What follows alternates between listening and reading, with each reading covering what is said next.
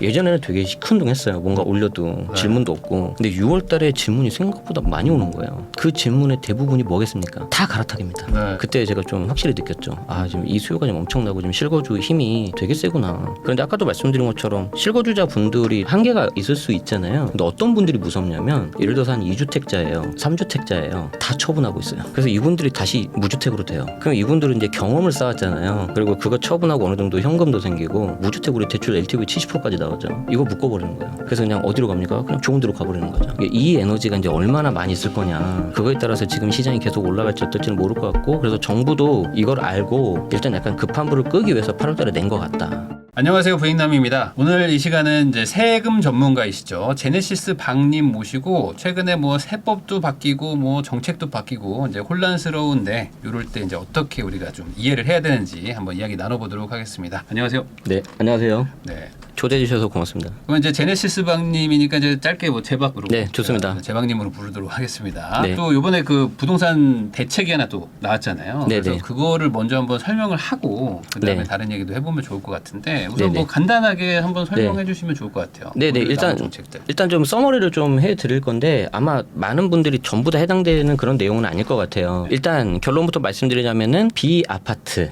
아파트가 아닌 것 중에서 공급 관련된 내용은 거의 다 나왔다. 네. 그래서 비아파트 관련해서 뭐 소형주택이라든지 뭐 빌라라든지 다 이렇게 공급을 하면은 뭔가 혜택을 주고 자금 지원도 해주겠다, 이런 내용들이 나왔는데, 역시 현실적으로 아파트는 우리가 서울에 대해서, 수도권에 대해서 좀 지키기가 힘들잖아요. 네. 그래서 그 부분이 좀 한 줄 나오긴 나왔습니다. 서울 인근에 택지 개발을 하겠다는데 저도 굉장히 관심이 갔었거든요. 도대체 어디냐, 그러니까. 궁금하시잖아요. 네. 그런데 그냥 빨리 하겠다.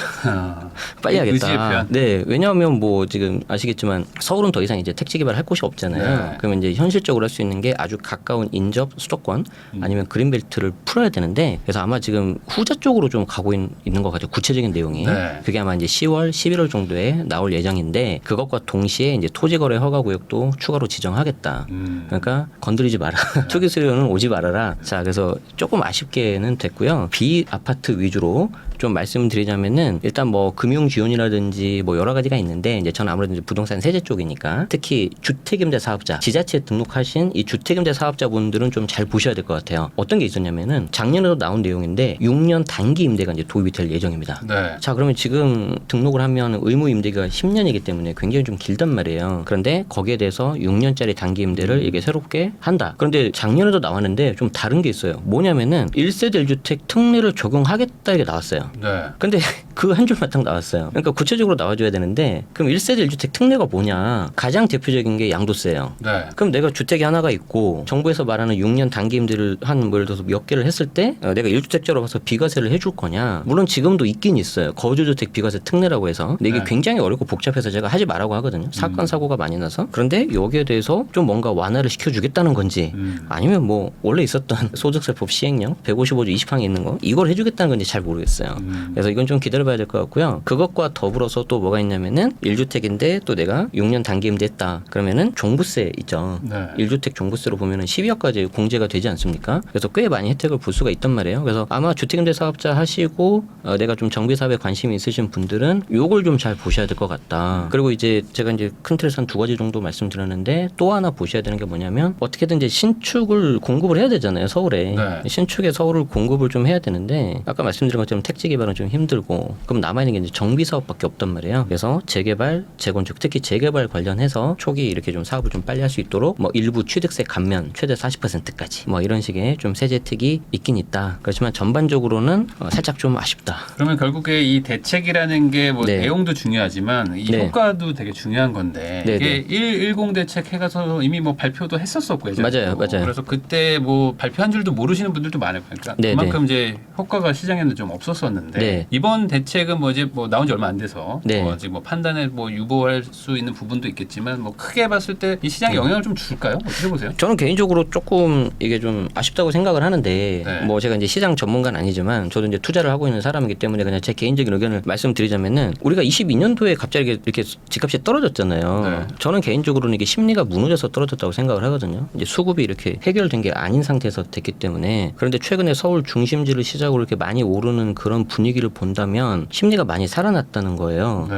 그런데 이 부분이 여전히 해결이 안 되고 있는 상태에서 심리는 계속 가고 있는데 결국 이렇게 수요 공급이 좀 안 되고 있는 상태잖아요. 그럼 지금 이 중심지로 가고 있는 그 수요가 어떤 수요냐? 결국에는 좋은 곳, 네. 그리고 아파트, 그리고 이왕이면 아파트 중에서도 신축, 요 세 박자거든요. 네. 그런데 지금 정부가 이렇게 공급을 늘리겠다고 하는 대책은 이것과 다 좀 비껴나 있는 것들이에요. 그렇기 때문에 물론 일부 수요도 있긴 있겠지만 원하시는 분들이 있겠지만 그 전반적인 수요를 좀 가라앉히기에는 무리가 있다. 그렇게 말씀드리고요. 뒤에 또 말씀드리겠지만 세금 관련해서 또 말씀을 드리자면은 너무 지금 규제가 많이 되어 있어요. 이걸 좀 정상화시킨 상태에서 좀 이렇게 시장에 갔어야 되는데 타이밍 놓쳤다. 제가 봤을 때. 저는 좀 그렇게 말씀드리고 싶습니다. 구체적인 네. 내용은 또 계속 말씀드리도록 하죠. 우선은 가장 먼저 걸리는 게 이제 취득세 부분인데 네, 취득세 네. 이번에 약간 나오지 않았나요? 취득세 부분 예를 들어서 그 뭐 취득세를 개정세법? 깎아주겠다. 아. 이번에만 해도 한 50%씩 깎아준다고 이제 발표는 해놓고선 뭐 진행이 네네. 안 됐잖아요. 제가 말씀드린 게 이런 부분인데 취득세를 좀 최고세율을 50% 인하해주겠다. 네. 그러니까 여러분들 입장에서는 저게 이제 무슨 소리야라고 할 수 있는데 우리가 이제 주택 같은 경우에는 기본세율이 1에서 3%지 않습니까? 그러면 6억 이하짜리는 1%밖에 안 된단 말이에요. 그럼 5억짜리면 1%가 500만 원이면 네. 됐는데 잘못해서 하면 이게 12%즉 6천만 원까지 갈 수도 있다는 거죠.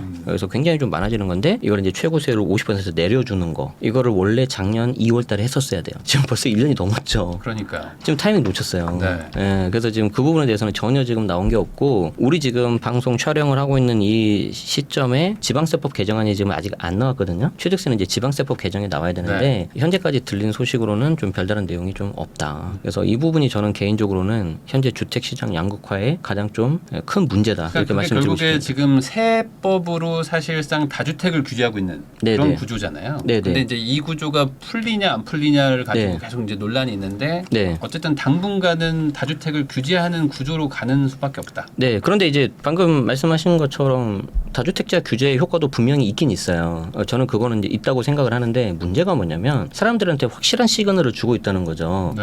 하나만 사라. 네. 그럼 하나만 사라. 여력돼도 2개 정도만 해라. 그러면 어떤 걸 사겠어요? 그러니까 제일 확실하고 제일 좋은 거. 제일 좋은 거 사는 거죠. 그런데 이제 이게 시간이 오래되니까 벌써 2020년 8월 달에 개정됐기 때문에 4년이 넘었거든요. 그러니까 사람들이 이게 좀 뉴노멀로 가는 거 아니야? 새로운 기준이 된 것 같다 하니까 움직이는 거예요. 네. 어떻게 움직이냐면 지방의 광역시급의 좋은 지역에 있는 물건들도 좀 처분을 하고 있는 거죠. 그래서 이거 처분하고 차라리 서울에 묻어두자. 나중에 내가 투자 가치 플러스 내가 실거줘야 될 수 있으니까. 그러니까 계속 서울로 가는 거고 외집 매입 비율은 계속해서 좀 올라가고 있는 거죠. 네. 네, 그래서 그 부분이 좀 이게 지금 우리가 양극화를 넘어서 초양극화라고 하는데 가장 1등 공신 중에 하나가 취득세다. 이거 좀 네. 어떻게 해야 된다. 그냥 종부세나 이런 거는 어떻게 좀 공시가격 좀 낮춰주고 해서 어떻게 좀 네. 무력화를 일부 좀 하긴 했지만 지금 이 가장 앞단에 있는 다주택 네. 규제 지금 선봉장들이 전혀 풀리고 있지 네. 않으니까 한 채밖에 못 사는 거. 그게 이번 대책에도 뭐 특별하게 뭐 느껴지지는 않는다. 네. 이렇게 보면 될까요? 네, 현재 없습니다. 그리고 안타깝게도 이제 주무부서가 행안부인데 행정안전부인데 뭐 이렇게 좀 어떤 메인 이렇게 네. 하는 그런 분위기가 없어요. 저도 이제 나름 이제 주변에 안테나를 돌려서 들어보면은 네. 현재까지 없다. 좀 안타깝습니다. 좀 기다리셔야 될 것 같아요. 네. 그러면 이제 다주택 규제는 좀 더 갈 수밖에 없고. 네, 그러면 이제 공급은 좀 될까요? 이 정책으로? 지금 88 대책으로 공급이 될까? 일부 소형주택 같은 경우는 될 것 같아요. 소형주택. 네, 소형주택 같은 경우에는 있는데 제가 이제 좀 말씀드리고 싶다면은 결국에는 주택 임대 사업이잖아요. 결국 이걸 매수하셔서 운영하시는 분들은 사업적인 마인드를 갖고 가실 수밖에 없는데 그러면 이제 나중에 어떤 세제 혜택이라든지 시세 차이 같은 거 이런 것들을 보셔야 되는데 예를 들어서 이렇게 할 수 있을 것 같아요. 역세권에 괜찮은 소형주택을 해서 내가 이제 어떤 중간에 보유세 같은 혜택을 좀 받고 그냥 월세 수익률을 높여서 계속 가겠다. 그럼 내가 보유세를 좀 아낄 수 있으니까. 그리고 지금 이번에 나온 대책을 보니까 우리 장기부 특별공제를 주택임대사업자 등록해서 10년을 하면은 70%까지 해주거든요. 네. 그러면 10년 정도면 어느 정도 최소 기본 인플레이션만큼은 올라가잖아요. 이거 내가 70%까지는 해주겠다는 거거든요. 그러면은 수요만 좀 잘 맞추고 있다면은 해볼만 하다. 이거 하나 케이스 나오겠죠. 네. 자, 두 번째는 이제 좀 욕심 많으신 분이에요. 어떤 분이냐면 나는 현금으로는 필요 없고 시세 차익을 노릴 거야. 퀀텀 점프로 갈 거야. 그래서 이미 정비 사업이 진행되고 있는 곳들은 뭐 이제 토호제도 있고 하니까 못 가시고 이제 극초기 재개발로 가는 거죠. 이제 네. 이건 굉장히 하이 리스크 하이 리턴이에요. 그러니까요. 그래서 이거는 뭐 하시라는 게 아니고 오해하시면 안 돼요. 그렇게 사는 방법이 있고요. 이제 세 번째가 이제 좀 약간 선수들이 하는 방법인데 토호제가 그 있잖아요. 토지 같은 경우에는 대규모 개발이 있다거나 아니면 이제 정비 사업 초기에 이제 투기 수요가 오면 안 되니까. 자, 그 토지를 뚫을 수 있는 방법 중에 하나가 주택임대 사업. 우리가 이제 경매 낙찰 받아도 이렇게 네. 따로 신청 허가를 안 받아도 되는데 주택임대 사업자를 통해서 임대를 주면 매수가 가능합니다. 자, 그런데 여기에 뭐가 있습니까, 대표님? 최근에 연장된 거 개정세법에서 상생 임대주택이 있죠. 그러니까요. 자, 이걸 연결을 시킬 수가 있어요. 그래서 이제 제가 좀 많이 팁을 드렸으니까 연구를 한번 잘 해보시되 공부를 많이 하셔야 된다. 함부로 덤비다가는 좀 힘들 수 있는데 굉장히 양날의 검이라는 거 이거 좀 알아두시면 좋겠습니다. 근데 이런 것들은 사실 어찌 네. 보면 소수의 어떤 투자 수요인 맞아요. 것이고 맞아요. 실질적으로 대세적으로 네. 지금 공급이 될 것이냐 네네네. 이걸로. 네, 그렇게 봤을 때는 저는 조금 힘이 약하다고 보고 있어요. 그러면 이제 말씀하신 그 대중적인 분들의 니즈를 보면은 이 현금 흐름일 텐데 아시다시피 여전히 금리는 높은 상태고 수익률 계산해도 안 나와요, 잘. 그렇다고 이제 물론 이제 제 주변에는 지방, 수도권 말고 지방에서 굉장히 수익률 높게 해서 월세 흐름 만드는 분도 계시는데 아주 극소수예요, 그런 분들은. 네. 그렇다고 우리가 또 그걸 따라서 지방으로 내려가는 것도 좀 리스크가 있고 그래서 본다면은 조금 이렇게 약간 좀 우려가 된다 이 말씀을 드리고 싶습니다. 그러면은 이번 대책은 좀 한계가 있다. 거기다 이제 네. 아파트는 또 제외하지 않습니까? 네, 아파트는 여전히 제외예요. 그러면 이제 아파트는 뭐 크게 영향이 없다고 보세요? 아니면 아파트도 임대사업자에 네. 넣어야 된다고 보세요? 어떻게? 아, 저는 아파트 임대사업자 넣어야 된다고 봐요. 왜 그러냐면은 이제 이건 좀 더 넓게 봐야 되는데 주택임대사업자뿐만 아니라 네. 지금 아까 말씀드린 취득세 중과 그리고 양도세 중과 이런 것들이 다 2020년, 19년 이때 다 됐었던 거란 말이에요. 네. 이게 원래대로 다 돌아와야 된다. 저는 그렇게 생각을 합니다. 자, 그렇게 된 상태에서 지금 이렇게 시장이 좀 가격이 올라가고 그러면 또 거기에서 규제가 들어가야 되는데 저는 개인적으로 지금 시장 아주 희한한 시장이라고 생각하고 있거든요. 네. 규제는 안 풀려 있는데 실거주자 수요잖아요. 누가 보더라도 지금은 네. 투자자 수요가 아니에요. 네. 실거주자 수요를 이렇게 좀 쭉 올라가고 있단 말이에요. 그래서 한편으로는 걱정도 돼요. 야, 저게 얼마까지 힘이 돼서 올라갈 수 있을까? 그러다 나중에 또 이렇게 좀 힘들어하시는 분도 계시면 어떨까? 근데 또 그런 상황인데 좀 이게 안타깝습니다. 그러니까 아무래도 지금 말씀하신 것처럼 이제 똘똘한 한 채 전략이라고 할까 이런 정책이 오래됐어요. 오래되다 네네. 보니까 이제 정리할 분들도 많이 정리도 했고. 네. 그러니까 이제 다시는 다주택 안 한다. 이러면서 네네네. 그냥 아예 그냥 묻어두자. 이런 수요들도 계속 들어오다 보니까. 네, 맞아요. 그런 분들 은근히 꽤 많고 특히 최근에 재밌는 게 뭐냐면 우리 상반기 때 벌써 거래량이 꽤 많이 늘었잖아요. 네. 6, 7월 달에 특히 6월 달에 정말 질문이 많이 저한테 왔는데 제가 뭐 어떤 뭐 개별 상담을 막 하거나 이러진 않는데 이제 저의 어떤 유튜브 그리고 이제 네. 블로그 댓글을 보면 알아요. 예전에는 되게 시큰둥했어요. 뭔가 올려도 네. 질문도 없고. 근데 6월 달에 질문이 생각보다 많이 오는 거예요. 그 질문의 대부분이 뭐겠습니까? 다 갈아타기입니다. 네. 그때 제가 좀 확실히 느꼈죠. 아, 지금 이 수요가 좀 엄청나고 지금 실거주 힘이 되게 세구나. 그런데 아까도 말씀드린 것처럼 실거주자 분들이 이렇게 좀 한계가 있을 수 있잖아요. 근데 어떤 분들이 무섭냐면 예를 들어서 한 2주택자예요. 네. 3주택자예요. 다 처분하고 있어요. 그래서 이분들이 다시 무주택으로 돼요. 그럼 이분들은 이제 경험을 쌓았잖아요. 그리고 그거 처분하고 어느 정도 현금도 생기고 그리고 무주택으로 대출 LTV 70%까지 나오죠. 이거 묶어버리는 거예요. 그래서 그냥 어디로 갑니까? 그냥 좋은 데로 가버리는 거죠. 네. 이 에너지가 이제 얼마나 많이 있을 거냐. 그거에 따라서 지금 시장이 계속 올라갈지 어떨지는 모를 것 같고 그래서 정부도 이걸 알고 일단 약간 급한 불을 끄기 위해서 8월 달에 낸 것 같다. 그런데 그 내용을 보니 좀 정말 핵심 내용은 10월 달에 할게요. 뭐 11월 달에 할게요. 이러고 있다. 그래서 좀 아쉽다. 그러니까 이게 사실은 내용이 공급을 할게요인데 네. 결국 뭐 메인은 근데 공급은 어차피 뭐 지금도 계획이 없는 건 아니거든요. 네. 3기 신도시고 뭐 있잖아요. 네. 근데 이거 다음으로 공급할게요라고 말해봐야 뭐 2030년에 공급하나 네. 만에 이런 얘긴데. 27년도까지 좀 이렇게 어느 정도 시작이 되니까 일단 그때까지 좀 심리를 잠재우기 위한 거라고 보고 저는 그 방향은 맞다고 봐요. 그렇다고 이게 우리가 단기간에 못한다고 해서 가만히 손 놓고 놓을 수 그렇죠. 있을 없잖아요. 그래서 그 심리를 좀 잠재우면서 우리가 좀 할 테니까 너무 이렇게 또 패닉바잉 이렇게 하지 말아라. 그 방향은 맞다고 보는데 역시 좀 아까 말씀드린 것처럼 워낙 지금 수요가 특정 아파트라든지 뭐 신축이라든지 이렇게 좀 몰려 있는데 거기에 대한 해결은 좀 쉽지는 않아 보인다. 네. 이렇게 좀 말씀드리고 싶습니다. 결국에 이제 공급을 늘리는 것도 어찌 보면 수요를 좀 잠재우는 것도 있겠지만 네. 수요 자체를 좀 이렇게 넓게 퍼뜨리는 것도 어찌 네, 보면 맞아요. 그런 것도 되게 중요한 포인트인데. 그것만 하더라도 절반 이상은 성공했다고 봅니다. 네. 네. 근데 이제 지금의 대책은 뭐 그런 수준은 아니다. 어느 정도 이제 시장에서 그 임대하시는 분들이 이게 좀 소형주택으로 좀 화답을 할지는 모르겠고 아까 말씀드린 것 중에 하나 빠뜨린 게 있는데 소형주택 같은 경우에 이제 혜택이 뭐 25년까지였어요. 네. 근데 이게 이제 27년까지 좀 늘린 거를 보니까 이게 한편으로는 네. 이쪽에 집중하겠다는 거가 이제 반면에 어떤 느낌이냐면은 이거 외에는 달리 할 수 있는 게 없구나. 네.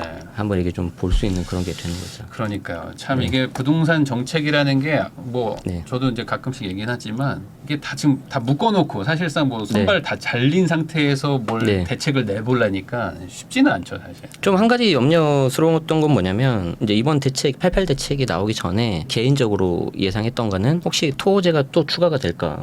아니면 저는 가장 염려한 게 조정대상 지역이 혹시 추가될까? 만약에 조정대상 지역이 추가가 된다면 내년 5월 9일까지로 연장된 양도세 중과 한시 배제가 연장이 안 될 수도 있을 것 같다. 그런데 이제 약간 그거는 좀 확률을 낮게 봤어요. 왜냐하면 지금 정부는 계속해서 이제 중과 폐지에 대해서 입장을 가지고 가고 있어서 근데 이번에 대책도 보니까 역시 그런 내용은 안 나왔다. 그래서 역시 뭐 큰 틀에서는 아직은 변화가 없는 것 같아요. 세제 관련해서는. 그렇지만 계속해서 지켜보셔야 되고 특히 조정대상 지역에 다주택 갖고 계신 분들은 내년 5월 9일 양도세 중과 이거 연장되는지 안 되는지 꼭 보셔야 돼요. 네. 연장되지 않을까요? 그래도 지금 이것까지 만약에 막으면 쉽지 네. 않을 것 같은데. 만약에 이게 연장이 안 되면 이제 계산을 해보면 우리가 시뮬레이션 돌려보면 차라리 조금 적당하게 팔더라도 일반 과세로 파는 게 훨씬 낫거든요. 그럼요. 네, 그렇기 때문에 그런 경우에는 조금 액션을 빨리 취하시거나 아니면 자녀분 등에게 증여하시는 게 저는 훨씬 좋다고 생각합니다. 왜냐면 이게 연장이 안 된다 그러면은 매물이 완전 잠기는 거잖아요. 그 네, 지역들은. 네. 네. 그렇게 되면은 뭐 오히려 지금 똘똘한 한 채에서 또 네. 다시 한번 맞아요.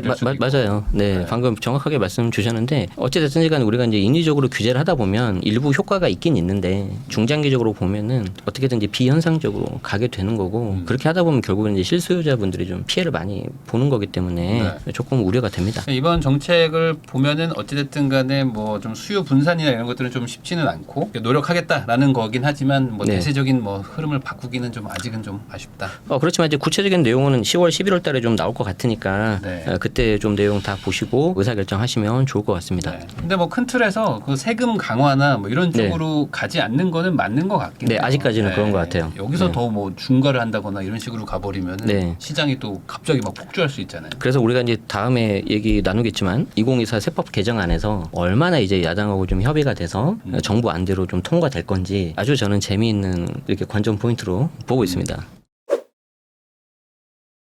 지방보다는 수도권으로 점점 쏠리는 현상이 가속화될 거다. 거기에 지금 GTS A, B, C, D, E, F 있지 않습니까? 그게 연결이 되면 사실 30분에서 1시간 내로 다 출퇴근이 가능하거든요. 그러니까 사실 수도권이 점점 서울화된 거예요. 메가 서울이라는 개념이 수도권도 점점 서울이다. 지금 뭐 동탄 SRT나 GTS 타면 20분이면 오는데 그게 동탄도 거의 준 서울이나 마찬가지지 않습니까? 네, 거리상은 굉장히 멀지만 그렇기 때문에 이런 추세가 있기 때문에 당분간은 지방보다는 서울 수도권이 더 갈 수밖에 없다. 안녕하세요, 부잉담입니다. 오늘은 이제 미래를 읽다 투자자문 컨설팅의 최진곤 대표님 모시고 요즘 이제 부동산 시장이 또 막 올라갔다가 또 뭐 주춤한다 또 논란이 많기 때문에 그런 시장 이슈부터 앞으로 또 어떻게 될지 전망에 대해서 이야기 나눠보도록 하겠습니다.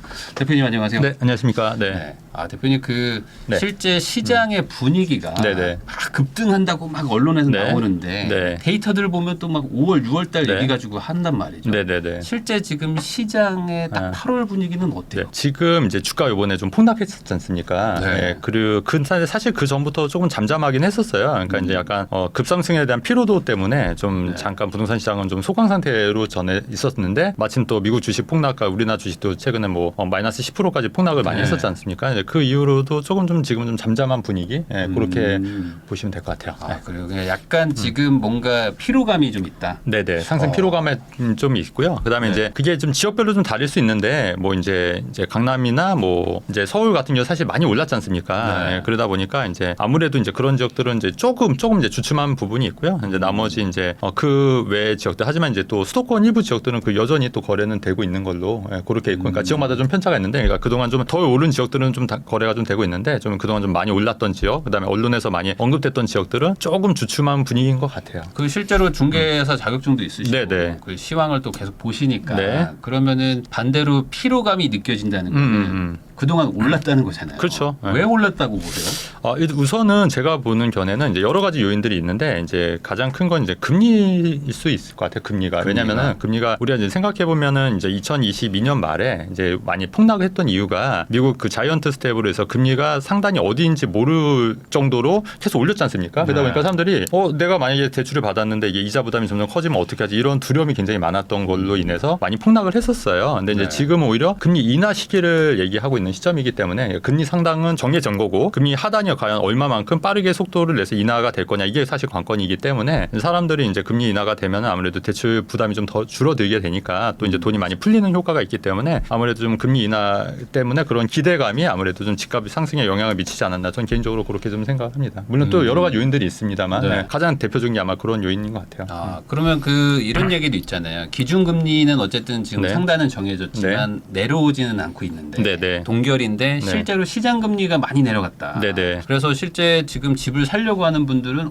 생각보다 받을만한데 뭐 이런 얘기도 하시더라고요. 그렇죠. 근데 한편으로는 또 그렇긴 한데 최근에 이제 정부에서 워낙 이제 담보대출이 워낙 늘어나다 보니까 그 은행을 좀 압력을 좀 가고 있는 것 같아요. 그래서 네. 은행 쪽에 금리 좀 높이라고 그래서 이제 기준금리가 좀 낮아지지만 시장금리 기준은 조금 이제 그런 압력 때문에 이제 큰 차이 그렇죠. 좀 올라갈 수 있는 소지는 있는데 어쨌든 사람들 그 심리적인 요인은 아무래도 이제 금리 상단이 이제 받지 않습니까? 그러면 이제 더 이상 올라가진 않겠구나 이런 심리적인 영향이 있기 때문에 더 이상 예전처럼 그런 금매로 처분하는 경우는 이제 많이 없어질 거라고 이제 판단을 하는 거죠. 그러니까 한 2022년 말 뭐 이때의 어떤 그 하락과 폭락은 네. 어찌 보면 이제 공포감의 패닉셀 그렇죠. 던졌던 네, 건데 그렇죠. 그런 물량들이 이제 네. 다 좀 정리가 되고 그다음에 이제 사람들이 이제 약간 좀 정신을 좀 차려 보니까 그렇죠. 이 정도에 지금 내가 던질 필요가 있나 뭐 이런 그렇죠. 사람들은 이제 계속 들고 가는데 그렇죠. 예. 이제는 반대로 기대감이 생기고 그렇죠. 그것뿐만 아니라 이제 최근에 이제 정부에서 이제 정책 자금 대출들을 많이 내놨잖아요. 신상화 대출이라든가. 근데 이제 그런 것들이 이제 마중물이 돼서 이제 거래가 좀 이루어지니까 그러면 이제 신상화 대출 그 6억이나 9억에서 그 거래됐던 물건들을 팔았으면 네. 그거를 팔고 뭐 12억, 15억짜리 이제 사야 될 거 아닙니까? 그래서 그런 게 이제 순차적으로 이제 움직였던 것 같고요. 그 다음에 이제 주식 시장도 요새 좋았지 않습니까? 급락 전에 좋았고, 그다음에 비트코인 시장도 좋았고, 전반적인 자산 가치가 다 올랐거든요. 금값도뿐만 아니라. 근데 부동산은 상대적으로 이제 더 올랐기 때문에 그런 자금들이 충분히 부동산으로 움직일 수 있다고 이제 판단을 하는 거죠. 아무래도 이제 금융자산 쪽에서 돈 벌어가지고 집 사자 했던 분들 입장에서는 네. 그 집값이 또 빠지기도 했었고 또 내가 가진 또 자산은 또 늘어났고 하니까 뭐 겸사겸사 사러 그렇죠, 그렇겠다. 그렇죠. 예, 예. 거기다 아까 말씀하신 그 신생아 특례 받아서 산 분들이 있으니까 네네. 또 갈아타기 수요가 그렇죠. 많이 이루어지고 예. 그래가지고 최근에 거래량이 많이 늘었다 이렇게 봐요. 그렇죠. 예, 그렇게 저는 보고 있습니다. 그래서 이제 당분간도 이제 그런 추세는 좀 이어질 거라고 보고 있는데 물론 이제 지금 현재 좀 약간 소강 상태일 수 있고 이제 주가 급락으로 조금 이제 당분간 소강 상태고 또 휴가철이고 8월에 워낙 덥잖아요. 그래서 네. 그런 거 좀 지나고 9월 달부터는 또 다시 또 이제 거래가 좀씩 일어나지 않을까 저는 좀 개인적으로 그렇게 생각하고 하고 네. 있습니다. 그러면 혹시 또 요거 좀 궁금하실 것 같은 게 네. 그러면 대출이나 뭐 이런 뭐 갈아타기 수요라는 거는 네. 이제 뭐 이해가 되는데 네네. 뭐 지금 뭐 원벨리 뭐 이런 네. 것들은 막 계속 올라가고 네네. 그것도 뭐 지금 몇 달 만에 뭐 몇 억씩 올라가고 있는 네네. 분위기가 있지 않습니까? 네. 이쪽은 또 대출하고는 또 상관이 없는 그렇죠. 구간인데 네네네. 여기에 상승은 또 뭐라고? 그러니까 이런 거죠. 이제 정부에서도 이제 자꾸 다주택자를 규제하는 정책들이 있고, 그다음에 이제 여러 가지 다주택자한테 세제상으로도 불리한 경우가 있으니까 이제 네. 돈을 다 합쳐서 똘똘한 채로 가자. 그리고 이제 사람들 인식 자체가 요새 건물보다 이제 아파트를 더 초고가 아파트를 선호한다고 얘기를 하잖아요. 근데 그만큼 이제 아파트는 황금성, 강남 아파트는 그만큼 황금이다, 황금성이 있기 때문에 건물보다 또 상가 공실 같은 것도 이제 우려를 안 해도 되고 사실 아파트를 하고더라도 월세를 놓으면 또 임대 수익이 창출이 되지 않습니까? 네. 그러다 보니까 굳이 뭐 건물 살 바에는 그냥 초고가 아파트 사지. 그리고 요즘은 초고가 아파트가 완전히 개념이 달라진 게 완전 그냥 최고급 호텔 같잖아요. 네.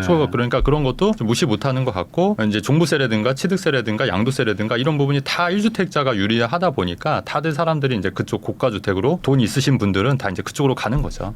하긴 한 2, 3년 전만 해도 네. 건물주가 최고다 뭐 이런 얘기가 있었는데 사실 지금은 건물주 하면 고생 많으십니다. 그렇죠. 이런 얘기 하시고 반대로 또 이제 초고가 아파트 살면 네네. 부럽다 이런 분위기가 예전에 건물주 맞아요, 포지션을 맞아요. 지금 맞아요. 약간 그쪽에 가져간 게 아닌가. 그럼 이 분위기가 당분간 좀 갈 수밖에 없다. 그렇죠. 이제 뭐 세제상 뭐 이런 게 지금 정책이나 이런 게 좀 변함이 없다고 하면은 당분간 그런 추세는 좀 더 유지가 될 거라고 보고 있는 거죠. 그러면은 요즘에 네. 보면 이제 뭐 특정 지역의 뭐 일부일 수도 있긴 하지만 네. 단기 급등해가지고 거의 뭐 한 10% 20% 오른 네. 동네들이 좀 있잖아요. 네네. 이런 동네들은 우선 조금 쉬어가는 타임이라고 봐요. 저는 그렇게 보고요. 그다음에 이제 저는 이제 투자자 입장이니까 저는 네. 이제 아까 소개했지만 저도 20년간 투자를 했기 때문에 예, 굉장히 오래 했지 않습니까? 근데 오래 한 살아남았던 이유 중에 하나가 그러니까 이렇게 많이 오른 지역은 저는 잘 안 쳐다봐요. 네. 이미 많이 올랐기 때문에 그만큼 이제 먹을 게 없다고 생각을 하기 때문에 근데 마찬가지로 이제 실수자가 아닌 투자자들은 또 저랑 같은 생각을 할 거라고 생각하거든요. 네. 그래서 우리가 이제 생각을 해볼 게 뭐냐면 2021년 요때 이제 한참 아파트가 고점일 때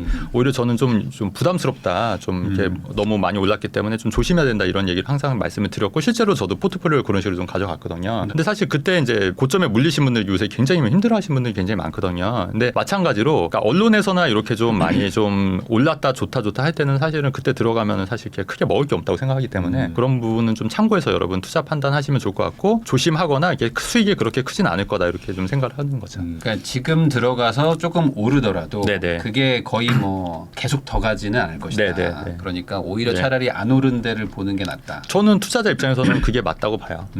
그러면은 이제 전반적으로 이렇게 정리할 수 있을까요? 약간 네. 그 키 맞추기가 좀 네. 일어날 것이다. 네네. 먼저 간 곳들이 네. 지금 빨리 간 것뿐이지 네. 다른 곳들이 좀 따라오면 그 다음에 다시 간다. 그렇죠. 네, 저는 그렇게 보는 거죠. 근데 어떤 분들은 또 이렇게 양극화가 이제 계속 일어나는 거기 때문에 안 되는 데는 안 된다 이런 얘기 하시는 그렇죠. 이제 안 되는 지역들은 저는 이제 인구 소멸 지역일 것 같아요. 네. 그러니까 인구 소멸 지역, 지방에 있는 인구 소멸 지역들이나 그런 지역은 뭐래도 안 되죠. 뭐래도 안 될 거야. 그러니까 그런 지역들은 좀 빼야 될 것 같고요. 그래서 뭐 그런 지역에 뭐 갭 투자로 들어가시는 것도 저는 굉장히 위험하다고 보는 편이거든요. 지방 이제 소도시에 매매가 전세가 차만 보고 들어가시다 보면은 정말 나중에 좀 크게 문제가 될 수 있기 때문에 그런 건 좀 조심하셔야 될 것 같고 그다음에 이제 안 되는 곳은 안 되지만 되는 곳은 이제 우리가 보면 뭐 50억, 60억대 사실 또 이거는 그들만의 리그지 않습니까? 네. 또 물론 이제 돈이 있으신 이 방송 보신 분 중에 돈이 있으신 분들 계시겠지만 또 그만큼 없으신 분들 사실 대다수기 때문에 사실 그거는 이제 그들만의 리그 그거는 이제 가는 거고 별개인 거고요. 그게 뭐 60억짜리 100억이 되건 200억이 되건 사실 그건 상관없는 거 얘기잖아요. 일반적인 사람들 서민들의 봤을 때는 그렇기 때문에 이제 그거는 그들만의 리그인 거고 이제 우리가 이제 조심해야 될 게 아까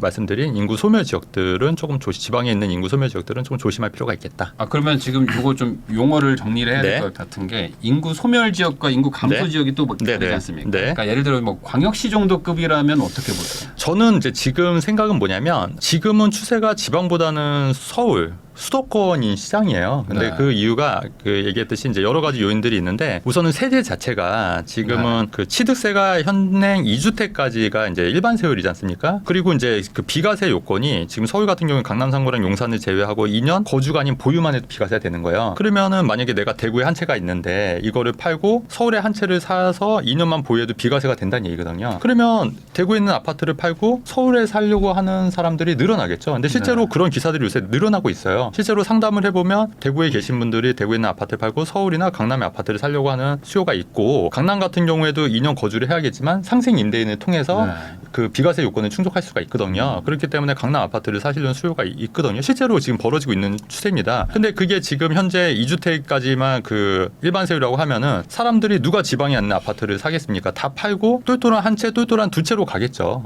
그런 추세가 이제 있기 때문에 그런 세제적인 문제가 있어서 점점 더 이런 추세는 좀 더 서울과 수도권에 이제 오는 거고 그다음에 지금 윤석열 정부가 지금 추진하는 게 수도권 용인 쪽에 그 반도체 클러스터 크게 짓는 거잖아요. 이게 지방의 그 어떤 기업들을 살리는 게 아니라 수도권의 일자리를 늘리겠다는 거예요. 근데 왜냐하면 그게 왜 그러냐면은 지방 같은 경우에 예전에 그 지방 분권 시대라고 그래서 노무현 정부 때 그 기업들을 많이 그 이전시키려고 노력을 했는데 정작 거기 가서 이제 기업들이 이전을 했거든요. 근데 정작 거기 가 보니까 지원들이 안 뽑히는 거예요. 문제가 누가 지방에서 일자리를 하겠습니까? 그러다 보니까 그게 사실 실효성이 없구나 이런 생각이 드니까 이제 그러면 수도권으로 와야겠다. 근데 이 판단은 맞아요. 그렇기 때문에 이런 지방보다는 수도권으로 점점 쏠림 현상이 가속화될 거다. 거기에 지금 GTS A, B, C, D, E, F 있지 않습니까? 그게 연결이 되면 사실 뭐 30분에서 1시간 내로 다 출퇴근이 가능하거든요. 그러니까 사실 수도권이 점점 서울화된 거예요. 그러니까 메가 서울이라는 개념이 수도권도 점점 서울이다. 지금 뭐 동탄도 SRT나 GTS 타면 20분이면 오는데 18분, 20분이면 오는데 그게 동탄도 거의 준서울이나 마찬가지지 않습니까? 네, 거리상은 굉장히 멀지만 그렇기 때문에 이런 추세가 있기 때문에 당분간은 지방보다는 서울 수도권이 더 갈 수밖에 없다. 네,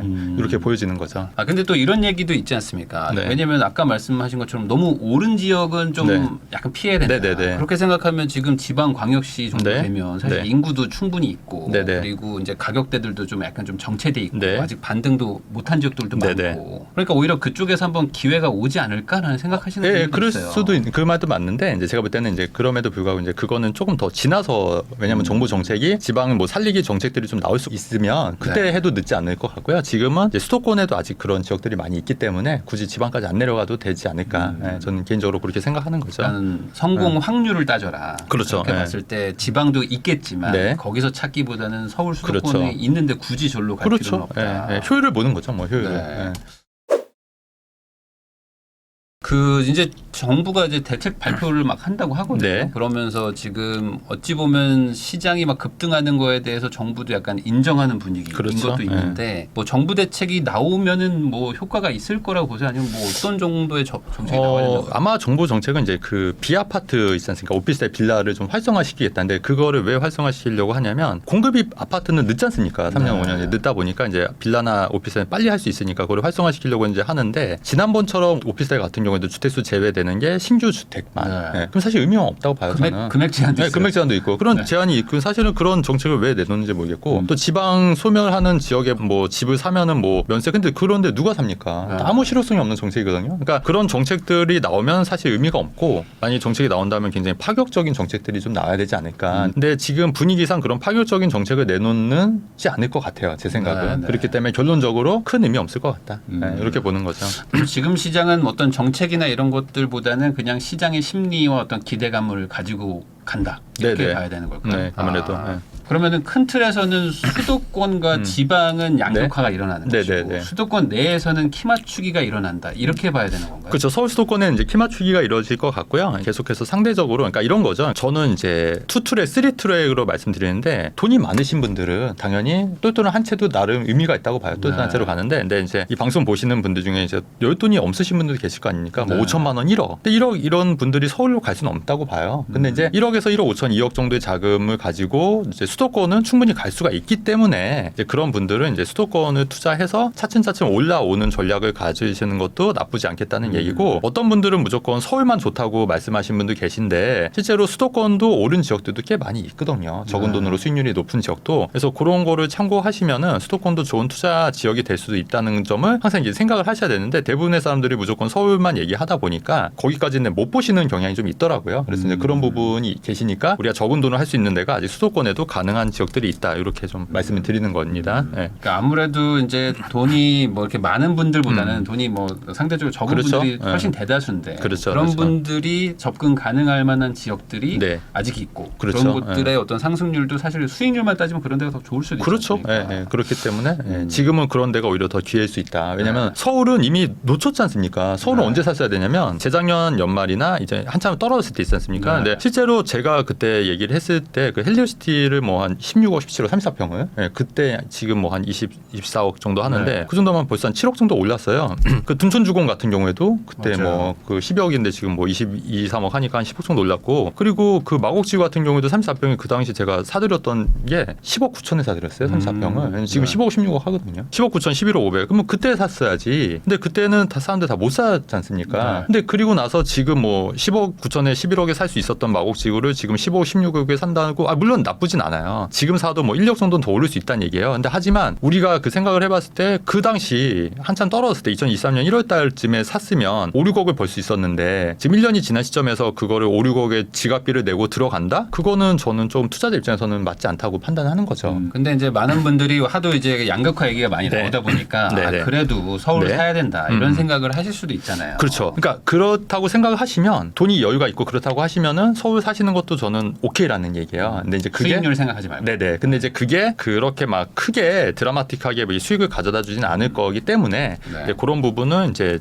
참고하시는 게 맞고 다만 이제 내가 실수 입장에서 근데 살겠다. 나는 뭐 그냥 서울에 살고 내시도 실수 하겠다. 이런 분들은 뭐 어쩔 수 없는 거지 않습니까? 그런데 그런 분들은 하게 되고 근데 이제 아마 지금 들어가시면은 그 차익이 더 올릴 수는 있지만 그 차익이 그렇게 기대했던 것만큼 나지 않을 거라는 게 제 판단이라는 거죠. 네. 그러면 결국에 지금 상반기랑 하반기가 네. 조금 움직임이 좀 다를 수 있겠네요. 상반기는 사실 네. 되게 누가 봐도 좋은 동네들 위주로 그렇죠. 막 갔었는데 네네. 그럼 하반기는 약간 좀 다른 지역에 그렇죠. 상승이 좀 있을까요? 그러니까 상대적으로 좀 저평가된 지역들, 그러니까 저희가 투자를 제 부동산 시장 오래 하다 보니까 항상 가진 않더라고요. 네. 그러니까 강남도 항상 가진 않습니다, 여러분. 네. 이게 강남 가면은 또 다른 데가 이제 좀 쫓아 올라오고요. 강남 좀 떨어지고 이게 좀 쫓아 올라가는 경향이 있거든요. 그러니까 여러분들도 생각할 때 우리가 투자자 입장에서 보면은 항상 가면 이게 계속 갈 것 같거든요. 그래서 이제 또 한 채 가니까 이게 계속 갈 것만 같은데 꼭 그렇지는 않다. 그렇기 때문에 우리가 이 좀 현명하게 투자를 하고 효율적으로 투자를 한다고 하면은 우리가 좀 앞으로 다음 차례가 어디냐, 다음 차례가 이제 오를 지역을 미리 선점해서 하는 게 훨씬 더 효율적일 수 있다. 다만 이런 투자 방법은 약간 시간이 좀 걸릴 수는 있어요. 시간이 좀 걸릴 수 있는데 제가 오랫동안 해보니까 근데 이렇게 하는 투자가 오히려 더 합리적이고 효율적이다. 왜냐면 우리가 또 생각할 게 뭐냐면 대부분 부동산은 최소 2년을 보유해야지 일반 세율이지 않습니까? 근데 최소 2년 정도는 생각을 해야 되거든요. 그러니까 단기간에 안 오르더라도 2년, 4년, 더군다나 요즘은 갱신 정부 때문에 4년 정도가 묶여 있을 수밖에 없어요. 그러면 그렇게 보면은 지금 당장은 오르지 않더라도 좀 기다리면 충분히 오를 지역들을 미리 선점하는 투자가 중장기적으로는 훨씬 더 효과적일 수 있다는 말씀을 드리는 거예요. 근데 이제 많은 분들이 이제 사게 되면 네. 뭐 최소한 3에서 6개월 안에 네. 신고가가 찍히지 않으면 내가 산 거보다 더 높은 맞아요. 거 안 찍히면 네. 맞아요. 이거 어떡하지? 막 이런 맞아요. 생각하면서 팔아야 되나요? 막 이런 생각하시잖아요. 맞아요. 네, 그렇게 하면 안 된다. 네네. 그게 저는 투자자 입장에서는 조금 이렇게 주식처럼 생각하니까. 네네. 그거는 아닌 것 같고 네. 좀 기다리면 오히려 또 수익률이 더 극대화될 수 있다. 그러니까 제가 뭐냐면 이렇게 쫓아 올라가는 거를 늦게 쫓아 추격 매수했을 때 여러분 한번 생각해 보시면 그때 과연 재미를 많이 보셨냐. 2023년 말에 2022년 한창 때 부동산 많이 올랐을 때 추격 매수하셨던 분들 그렇게 실제로 수익이 나셨냐는 걸 여쭤보는 거예요. 마찬가지로 2006년도에 한참 부동산 올랐을 때 그때 고점에 잡으신 분들은 굉장히 많이 고생하셨거든요. 네. 똑같은 논리거든요. 그러니까 고점에서 잡는 게 아니다. 물론 지금은 고점이라고 판단하지는 않아요. 지금 저는 이제 뭐 서울 고가 아파트 어깨까지 왔다고 판단하기 때문에 물론 좀 더 오를 수는 있겠지만, 그러니까 요 어깨에서 머리까지를 내가 차익을 먹겠다. 그것도 오케이라는 얘기예요. 그러니까 아직 그런 고점은 아니기 때문에. 근데 이제 그게 아니라 내가 좀 이 발목이나 허리에서 좀 잡고 싶다. 뭐 그럴 수도 있지 않습니까? 그러면 이제 그런 분들은 이제 조금 더 범위를 넓혀서 꼭 서울이 아니더라도 수도권에 저평가된 지역들을 좀 찾아보시는 건 어떻겠냐. 이렇게 좀 제가 제안을 드리는 거죠. 그러면 또 이런 얘기도 한번 해보겠습니다. 네. 최근에 또 주식 시장이 막 폭락하고 네. 뭐 비트코인 할 거 없이 뭐 다 빠지는 네. 걸 또 겪다 보니까 네. 야 이제 주식 시장이 선행하는 시장이고 부동산은 따라간다. 네네. 그렇기 때문에 이제 부동산 최근에 올랐던 네. 것 결국에 다 의미 없다. 이제 뭐 네네. 빠질 거다 하는 네네. 댓글들도 많이 달리거든요. 네네. 이 어떤 투자도 오래 하셨으니까 이 금융 시장과 어떤 실물 시장이 어떻게 동조화가 계속 일어나는지 아니면 네네. 이번에 뭐 다를 건지 어떻게 네. 보세요? 그러니까 저도 좀 이렇게 추이를 좀 지켜봤더니 이제 원래 금융위기 때는 환율이 굉장히 많이 폭등하거든요. 근데 네. 이제 우리나라 환율이 굉장히 안정이 돼 있어요. 그다음에 지금 현재 주가가 많이 폭락을 했던 이유는 엔캐리 트레이드 자금이 좀 크게 작용했던 것 같아요. 그러니까 이제 거기에 대한 두려움. 왜냐하면 엔캐리 자금이 뭐 쉽게 말하면 뭐냐면 일본 엔화를 가지고 외국에 투자를 하면 금리 차를 이용해서 이제 돈을 버는 건데 그 자금이 엄청나게 막대하다는 거예요. 근데 이게 한 번에 일본이 금리를 올려버리면 이 일본으로 들어오니까 그러면 이제 전 세계에 있는 금융 자금이 빠져나가니까 거기에 대한 두려움이 굉장히 좀 컸던 게 아닐까. 물론 네. 이제 미국 금융 우려 뭐 이런 것도 물론 있었지만 근데 사실 엔캐리 트레이드 자금이 저는 제일 컸지 않았을까. 그래서 일본이 부랴부랴 금리 안 올리겠다 이렇게 또 맞아요. 발표했지 않습니까? 네. 예. 그리고 나서 어제 장은 좀 다시 회복했고 오늘은 조금 떨어지는 것 같더라고요. 근데 이게 그렇다고 이게 과연 마이너스 10%까지 이게 떨어질 일이냐? 저는 그건 아니라고 봐요. 그래서 저도 실제적으로 그 마이너스 그 10% 떨어질 때 제가 삼성전 주식을 좀 샀어요. 그날 그 바닥 저점에서 이제 샀는데 근데 저도 이제 생각하는 거죠. 저도 이제 투자자 입장이니까 이거는 뭐 단기적인 이벤트일 가능성이 저는 굉장히 높다고 보는 거예요. 그렇다고 하면은 이게 과연 부동산 시장에 정말 큰 영향을 끼칠까는 저는 좀 퀘스천 마크라는 거죠. 그러니까 이것도 일시적인 주가에 일시적으로 영향이 끼치는 거기 때문에 부동산에 이게 크게 영향을 끼치지 않을 거라고 저는 판단하고 있는 겁니다. 그러면은 이런 것도 있지 않습니까? 그러면 이번에 그렇게 너무 일시적 네. 과도한 폭락이다 뭐 이렇게 볼 수도 있지만 네. 결과적으로 만약에 주식이 떨어진다. 네. 예를 들어 경기 침체가 오고 해서 뭐 주식가 떨어진다면은 그러면 부동산도 같이 떨어진다는 거는 동의가 되시나요? 그게 항상 그 주식이 선행 지표, 부동산 후행 지표고 우리가 이제 부동산 떨어지기 전에 2022년 말 한창 금리 막 올릴 때 있지 않습니까? 그때 주식도 많이 폭락했었어요. 마찬가지로 부동산도 폭락해서 그거에만은 제 동의하는데 한편으로는 또 이제 이런 것도 있는 것 같아요. 주식이나 비트코인을 한번 대여 보신 분들은 또 부동산을 또 선호하시게 돼요. 왜냐하면은 이게 자산이 하루에 사실 10% 이렇게 빠진다는 게 사실은 우량주가 이렇게 빠진다는 게 삼성전자가 빠진다는 게 사실은 어떻게 보면 미치지 않을 거거든요. 네. 네.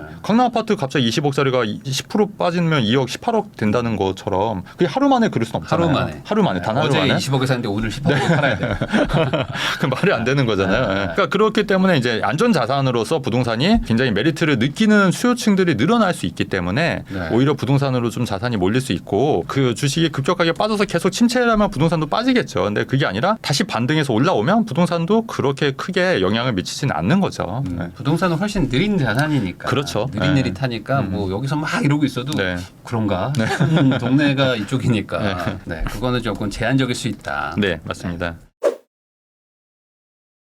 그럼 반대로 이제 금리 인하에 대한 요구는 훨씬 더 강해진 것 같아요. 그렇죠. 그래서 예. 지금 뭐 0.5를 내려야 된다. 네. 뭐 지금 0.75 내려야 된다. 네. 오히려 지금 그 한번 충격이 오니까 네. 금리 인하 빨리 해라 뭐 이런 네. 여론들이 좀 강해지고 있는데 이제 금리 인하가 이제 거의 뭐 바로 시작된다고 봐야 되겠죠. 지금 분위기라면. 아무래도 지금 이제 한번 놀랬잖아요. 미국도 네. 그렇고 전 세계가 한번 놀랬기 때문에 아무래도 이제 금리 인하가 좀 더 빨라질 수도 있겠다. 예, 빨라질 수도 있고 좀 그 폭도 좀 더 커질 수도 있겠다. 이런 좀 기대 심리가 아무래도 작용을 많이 하고 있는 게 사실이고요. 이제 네. 다만 이제 좀 주의할 거는 뭐냐면 너무 좀 그 이거에 예상을 해서 너무 좀 무리하게 투자하시는 것보다는 조금 그래도 좀 보수적으로 접근하시고 이제 금리는 우리가 대처할 수 있는 입장은 아니잖아요. 사실은 투자자 입장에서는 투자자나 실수 입장에서는 그렇기 때문에 이거는 조금 지켜보시고 좀 보수적으로 그러니까 너무 많이 기대 심리를 갖는 것보다는 이제 좀 그래도 조금 적게 내릴 거로 예상해서 모든 작은 계획이나 포트폴리오를 짜시는 게 좀 더 좋을 것 같다는 좀 생각이 듭니다. 그러니까 뭔가 상승의 기대감보다는 네. 하락에 대한 걱정을 좀 줄이는 정도. 그렇죠, 그렇죠. 그 정도로 예, 예. 판단을 하는 게 좋겠다. 그렇죠, 맞습니다. 예. 네. 정리 너무 잘해주시는데. 네. 그러면은 반대로 네. 이제 요거 한번 여쭤보겠습니다. 네. 아마 이 영상 보시면은 네. 이제 대부분 그러면 뭐 서울 수도권은 어쨌든 네. 가는 거네. 네, 라고 네. 생각하실 수가 있으니까 지금 상황에서 뭔가 하락 네. 요소가 있을 수가 있을까요? 예, 그거 정말 좋은 질문이신데요. 지금 이제 아무래도 3기 신도시도 사실 예상보다 안 되고 있고요. 근데 이제 정부에서 뭔가 이번에 정책 발표할 때 공급을 늘리겠다는 측면에서 이제 대규모 택지 개발 지구가 여러 개 발표가 될 수도 있다고 봐요. 네. 혹시라도 그렇게 되면 아무래도 서울은 사실 그렇게 할 땅이 없지 않습니까? 그런데 그런 지역들이 발표가 되면은 아무래도 이제 물론 이제 장기적으로 이제 같이 오르는 경향이 있는데 아무래도 이제 이런 발표가 되면은 단기적으로는 조금 이제 악영향이 끼치는 건 맞죠. 왜냐하면 공급이 갑자기 늘어날 수가 있는 거기 때문에 네. 그렇기 때문에 그런 거는 충분히 하락 요소가 있을 수 있다. 그래서 이번에 발표도 조금 주도 면밀하게 좀 보셔야 될 것 같아요. 근데 네. 제가 볼 때는 3기 신도시가 이미 있고 그것도 진행이 안 되고 있는데 여기에 또 택지 개발 지구를 뭐 발표한다 이거는 조금 좀 현실성이 좀 많이 떨어지고 있을 것 같고요. 다만 이번에 그 김포 이한강 지구라고 그래서 이번에 그 발표가 됐지 않습니까? 이제 그런 식으로 이제 조금 더 이제 그런 택지 개발 지구를 개발을 하겠다 이런 지역들은 조금 이제 단기적으로는 좀 공급 과잉으로 조금 안 좋아질 수도 있기 때문에 가격 제한폭이기 때문에 이런 부분은 좀 참고하셔야 될 것 같고 다만 이번에 그 김포 같은 경우에는 전반적인 호재가 뭐냐면 그게 이제 집들만 들어오는 게 아니라 막 그 기업들도 같이 네. 유치를 하려고 하는 부분이 있고 그다음에 그거를 토대로 5호선, 9호선, GTX D 그 교통도 좀 많이 좋아지게 하려고 하는 거기 때문에 이제 그 발표는 김포 입장에서는 나쁜 발표는 아니고 예전부터 사실 있었던 거기 때문에 그래서 네. 빨리 이제 그게 좀 호재로 좀 작용을 해서 진행이 좀 되지 않을까. 그러면 이제 공급 말고는 지금 다른 걱정 요소가 뭐 그렇죠. 예, 왜냐하면 지금 수도권은 그 서울이나 강남에 비해서 그렇게 많이 안 올랐어요. 네. 안 오른 지역들도 있고 물론 이제 수도권 일부 지역도 오른 지역들도 있는데 아직 안 오른 지역들도 많이 있기 때문에 이제 그런 지역들 위주로 공략하시면은 저는 그렇게 큰 리스크는 없다고 봐요. 그러니까 우리가 이제 투자자 입장에서 봤을 때는 수익도 중요하지만 저는 리스크 관리도 굉장히 중요하다고 보거든요. 근데 내가 미칠 게 없다, 떨어질 게 없는 지역을 사는 거는 그런 게 장기적으로 봤을 때 오히려 더 수익률이 좋은 투자일 수 있다. 이 생각을 좀 네. 하시면 좋을 것 같아요. 옛날에는 내가 재개발 구역에 지분을 갖고 있으면서 청약 통장을 또 갖고 있잖아요. 그러면 재당첨 제한이라는 게 있어가지고 골치 아팠다고요. 근데 지금은 투기과일 지구를 빼고는 전부 다 재당첨이 다 풀렸어요. 그러면은 만약에 내가 성동구 같은 데나 아니면은 뭐 강북구에 가령 뭐 재개발 지분 소형 빌라를 갖고 있다 하더라도 청약을 계속해서 할 수 있잖아요. 재당첨 제한 자체가 없어지기 때문에. 그래서 저는 그것도 나쁘지 않는 투트랙 뭐 내 집 마련 전략이 될 수 있겠다 이런 생각도 해봅니다. 안녕하세요, 부익남입니다. 오늘은 KB부동산 수석 전문위원으로 활동하고 계시죠 박원갑 박사님을 모시고 최근 부동산 시장의 어떤 그 정책부터 전망까지 이야기 나눠보도록 하겠습니다. 박사님 안녕하세요. 네, 안녕하십니까.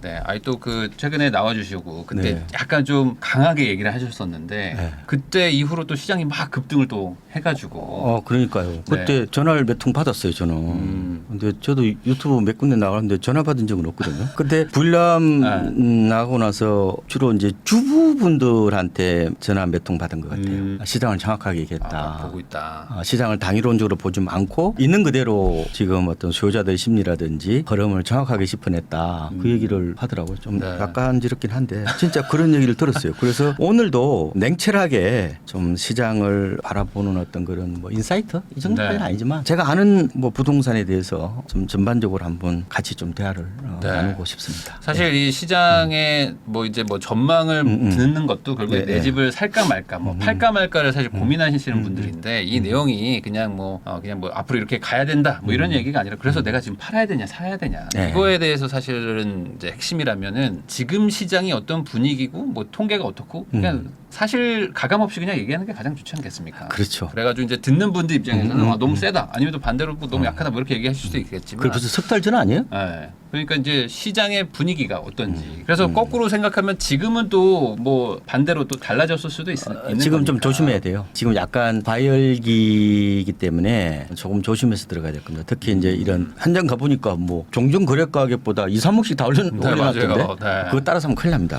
조금 주춤해질 수 있을 거니까 아마 제 생각에는 9, 10월은 조금 주춤할 거예요. 상승세가 완전히 꺾이는 상황은 아니고 네. 주춤하기 때문에 역시 제가 강조하는 상품 그러니까 다리품, 네. 손품, 머리품 해서 좀 더 매입가를 낮추는 거 외에는 대안이 없는데 네, 그래서 우선은 제가 한번 오늘 뭐 하나하나씩 좀 여쭤보려고 합니다. 우선은 그 지금 정부도 지금 네. 상승세의 심각성은 뭐 알고 있죠. 그러다 네. 보니까 이제 정책이 또 나왔습니다. 원래는 뭐 추석쯤 나온다 뭐 이런 얘기도 있었는데 빨리 나온 것 같아요. 그래서 네. 88 공급 대책이 나왔는데 말대로 공급 대책이었는데 네. 뭐 총평을 해주신다면 어떻게 보십니까? 두 가지 축이죠. 하나는 이제 뭐 그린벨트 풀어서 특히 서울하고 수도권 인근에 네. 그린벨트 풀어서 8만 가구 뭐 짓겠다는 거 하고 또 하나는 이제 수요를 분산하는 거죠. 네. 아파트로 너무 이제 쏠려 있으니까 이걸 이제 비아파트 쪽으로 분산시키려는 전략 네. 이게 지금 핵심이라고 보시면 될 것 같고 저는 공급 대책 어떤 그린벨트 공급 대책보다는 저는 오히려 아파트 사지 말고 빌라 사라는 어떤 그런 신호로 받아들였어요. 그러니까 뭐 여러 가지 뭐 지덕세, 양도세, 종부세 깎아줄 테니까 그리고 어지간한 빌라 갖고 있어도 무주택자로 인정해서 청약할 때 불이익이 없을 테니까 빌라 쪽으로 좀 관심을 가지라. 네. 아마 이런 어떤 구상이라고 보면 되는데 이거는 두 가지 어떤 목적이 있는 것 같아요. 그러니까 아파트 시장을 좀 쿨다운 시키는 거 하나, 그다음에 지금 빌라 전세 사기 여파로 빌라 시장이 어떻게 보면은 그렇게 안 좋잖아요. 네. 그러니까 그쪽으로 이제 수요를 분산시키면은 아파트 시장도 안정되고 빌라 시장도 정상화되고 이런 포석으로 아마 이번 대책이 나온 게 아닌가 이렇게 분석하고 있습니다. 그러면 좀 여쭤보겠습니다. 결국에 정부의 의도는 이제 말 그대로 지금 공급을 빨리 늘릴 수 없으니까 수요를 좀 분산시키겠다. 비아파트 쪽으로 좀 빼겠다라는 네. 건데 그거를 정책으로 추진했을 때 그 수요가 실제로 그걸로 가려면 이 정책이 유의미한 어떤 혜택으로 오거나 아니면은 그래 맞아 이게 맞는 방향이 하면서 사람들이 어떤 설득이 돼야 되는데 네. 이 정책이 좀 그런 설득력이나 혜택이 좀 있다고 보세요? 일단은 효과는 지켜봐야 돼요. 오히려 시장이 반응을 하려면은 아까 그런 공급 대책이나 빌라 수요 분산 이거보다는 다른 걸 겁니다. 지금 뭐 DSR 스트레스 그 네. 2단계 있잖아요. 네, 네. 그거라든지 아니면 요 최근에 디딤돌 대출 올렸잖아요. 뭐 이거하고 좀 맞물려 진행될 거예요. 그러니까 원래 시장의 반응은요. 수요부터 이렇게 변화하게 됩니다. 그러니까 시장이 약간 이렇게 조정 혹은 이렇게 조금은 이게 숨죽이는 거는 이 공급에서 나오는 게 아니라 네. 수요자들이 심리나 어떤 행동이 바뀌기 때문에 그래요. 그래서 지금은 오늘 8월 19일이잖아요. 네. 아직까지는 여전히 시장은 뜨거운데 저는 가을 들어가면 약간은 그래도 하락세로 접어들 것 같지는 않은데 네. 조금은 숨고르기까지도 아닌 것 같고 저는 약간 상승세 뭐 소폭 둔화 이 정도로 보고 있습니다. 그 말은 지금 약간 너무 좀 빠르게 급등하고 있기 때문에 네. 일종의 약간 조금 어쩔 수 없이 반대작용으로 약간은 좀 멈추는 그런 분위기가 나올 수 있다. 이게 정책 때문은 아닐 것이다. 그런데 이제 이렇게 봐요. 우리가 이제 개도국 그 시절의 부동산 정책하고 이른바 인공지능 시대, 정보화 시대의 부동산 정책의 효과, 혼이 말하는 실효성을 좀 달리 보셔야 돼.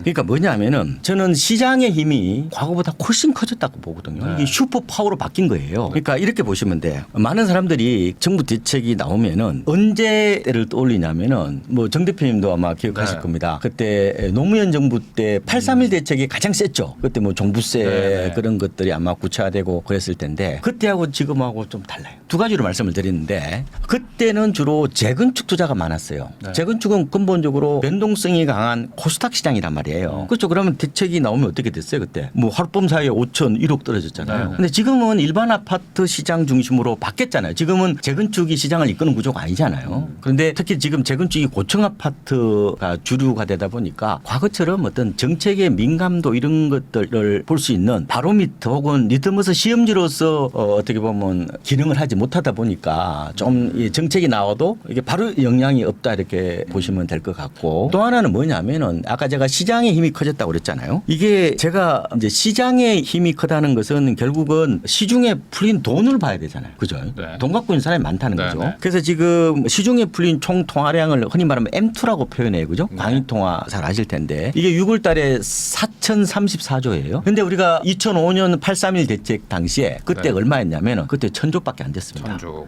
네 배 늘어났잖아요. 시장이 엄청나게 어떻게 보면은 커졌다 이렇게 보시면 될 것 아주 같고. 단순히 얘기해도 그때 5억짜리 아파트가 지금 20억 해야 되는 게 뭐 네. 어찌 보면은 그때 그냥 뭐 보면. 그래서 물가나 이제 통화량의 상승 때문에 물론 정부의 역할이나 힘도 세졌죠. 근데 그거보다 시장 힘이 훨씬 더 커졌다고 이제 보는 겁니다. 저는. 그런 거 아닌가요? 혹시 네. 실거주가 요즘에는 거의 대세로 지금 실사용 뭐 잠깐 전세를 껴도 뭐 한 2년 안에 내가 들어가겠다 이런 사람들이 지금 집을 사니까 그렇죠. 이게 정책이 좀 안 먹히는 게 아닌가? 그렇죠. 갭 투자자들이 이제 뚝 떨어진 것도 하나의 이제 이유라고 말씀을 드리는데 갭 투자 수요가 많으면 시장의 변동성이 크거든요. 지금 이제 살로 들어가다 보니까 네. 아무래도 정책에 좀 둔감한 어떤 그런 모습이 나타났다 이렇게 보시면 되고 그래서 이제 어떻게 보면은 이 지금은 시장이 아까 힘이 세졌다고 그랬는데 시장이 그만큼 고지능화됐어요. 똑똑해졌다고 이렇게도 볼 수가 있을 것 네, 같고 네, 네. 그러면은 정부의 정책 어디까지 볼 거냐? 저는 이제 거래량과 가격의 이제 변동폭을 좀 줄이는 데 있다 이렇게 보는데 많은 사람들이 이렇게 생각해요. 정부 대책이 나오면은 만약에 이게 10% 오르는 걸 이게 마이너스 한 3%로 떨어져야 효과가 있다고 그래요. 아, 그게 그렇게 안 된다니까 네, 지금은. 네, 네. 어떻게 보시면 되냐면은 10% 오르는 걸 7% 상승으로 이렇게 어떻게 보면은 이 낮추는 게 이게 정부의 어떻게 보면은 역할이 아닌가 이렇게 보고 싶어요. 그러니까 기본적으로 시장의 체질이나 그다음에 힘이나 이게 과거와는 완전히 달라졌기 때문에 부동산을 바라보는 어떤 그런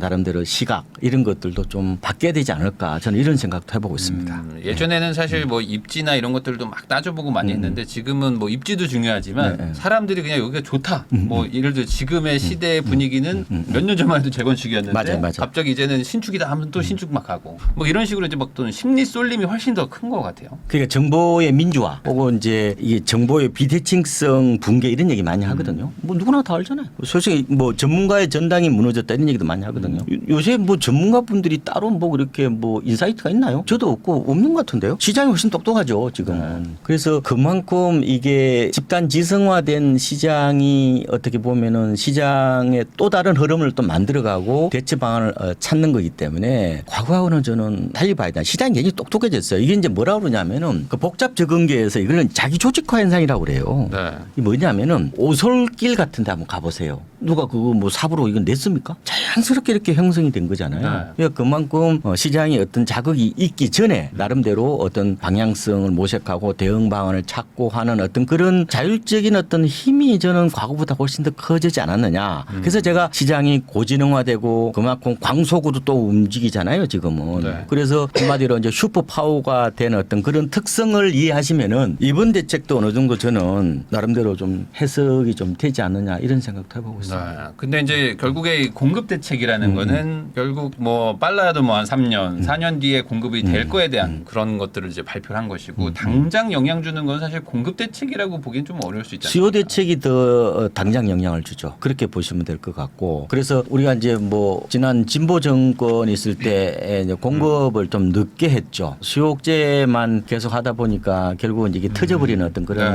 양상이 나타났는데 저는 시장을 안정시키려면 단기적으로는 아마 수요 조절로 할 수밖에 없다고 보고요. 수요 억제라기보다는 수요 조절 쪽으로 갈 수밖에 없고 공급은 또 당연히 같이 해야 되죠. 그래서 두 가지를 동시에 해야 아마 시장이 잡힐 겁니다. 이건 어떤 의미가 있냐면요. 저는 시장이 안 잡히면은 정부가 어떠한 행태로든 저는 그 규제책은 아니더라도 아마 진입 문턱을 높이는 대책들이 저는 나올 거라고 봅니다. 우선은 이번 정책은 어찌됐든 간에 공급을 많이 할 테니까 좀 진정하세요. 약간 이런 느낌이었어요. 그렇죠. 전반적으로. 네. 어차피 3년 뒤, 뭐 5년 뒤, 8년 뒤에 공급을 우리가 계속 할 거니까 너네 좀 기다려라. 집 사지 지금, 말고 기다려라. 너 어차피 지금 서울 미분양 날 때까지 우리가 짓겠다. 뭐 이런 네. 말도 했고. 맞아요. 그거의 핵심이 진짜 그린벨트인 네. 것 같은데 8만 원대 그린벨트. 그럼 그린벨트는 위치가 다 좋지 않습니까? 네. 어찌됐든 간에. 그럼 이게 예전에 뭐 MB 정권 얘기도 나오면서 맞아. 이거 공급 요번에 되면은 시장에 좀 영향 줄 것 같다. 뭐 이런 얘기 하시는 분들도 있는데 어떻게 보세요? 말씀하신 것처럼 공급은 뭐 장기적 효과라고 보시면 될 것 같고 아마 그 효과는 차기 정부 가서나 뭐 네. 드러나지 않겠습니까? 근데 지금 빨리 하면은 뭐 5, 6년 안에 할 수 있다고 그러는데 주로 그린벨트 이른바 기능을 상실한 지역 네. 혹은 이제 그린벨트가 좀 밀집한 지역 이런 쪽에 이제 좀 관심이 많아질 텐데 주로 그린벨트가 많은 데가 어디예요? 서초 동래구, 노원구 뭐 이런 데죠. 강서구 뭐 이런 데가 좀 많은데 뭐 서초구 쪽으로 많이 뭐 내곡동 이런 쪽으로 얘기하더라고요. 지금,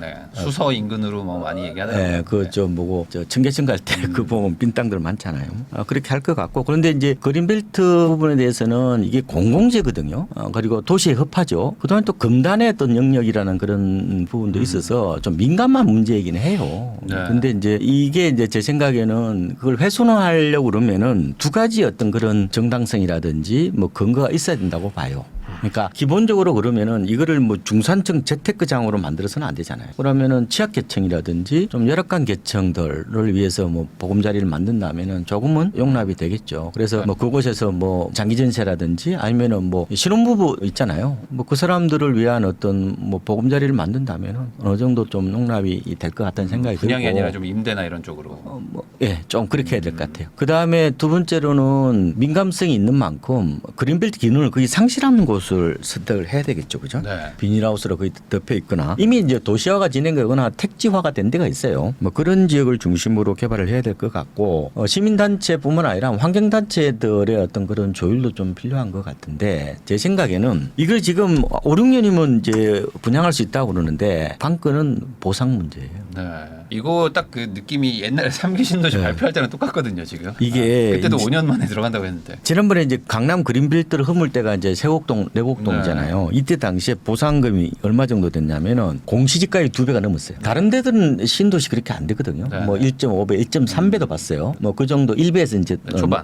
그 정도 보상이 이루어지는데 강남은 좀 높았어요. 그 얘기는 뭐냐? 이미 땅 주인들이 다 알고 있다는 거잖아요. 네. 그러면은 요구 사항이 더 많아질 수가 있죠. 그리고 또 신속 공급을 하려고 그러면은 보상비도 또 높아질 거고. 신속 공급을 하려면은 보상비가 높아지죠. 네, 그러니까 좀 공사비도 높아지고. 천천히 하려고 그러면은 보상가를 네, 이제 천천히 하면 되는데. 낮춰야 되죠. 네. 낮춰야 그리고 더 싸게 또 할 수 있을 텐데 아마 그 부분 결국은 이제 보상금을 둘러싼 여러 가지 분쟁을 최소화할 수 있느냐 이게 네. 따라서 진짜 빨리 하면은 5, 6년은 가능할지 모르죠. 그럴 수 있죠. 예, 네. 그런데 어쨌든 이 보상 절차를 조금은 종전 방식이 아니라 좀 빠른 방식으로 좀 했으면 어떨까 뭐 그런 생각도 좀 해보고 있습니다. 그러면은 지금 그 수요 하나가 이제 장기적으로는 이제 그린벨트 풀겠다 이런 게 있고 이제 단기적으로는 아까 말씀하셨던 것처럼 이제 빌라를 좀 사라. 네. 빌라 사가지고 여기서 거주하면서 좀 천천히 우리가 이제 앞으로 공급할 것들 청약 준비해라. 이런 좀 정책이 하나 있었어요. 맞아요. 그래서 이제 1주택자 기준이었나요? 그 빌라사도 뭐 이제 주택수에서 빼주겠다. 신축 같은 것들, 뭐 구축도 빼주겠다 했는데 이 정책은 어떻게 보십니까?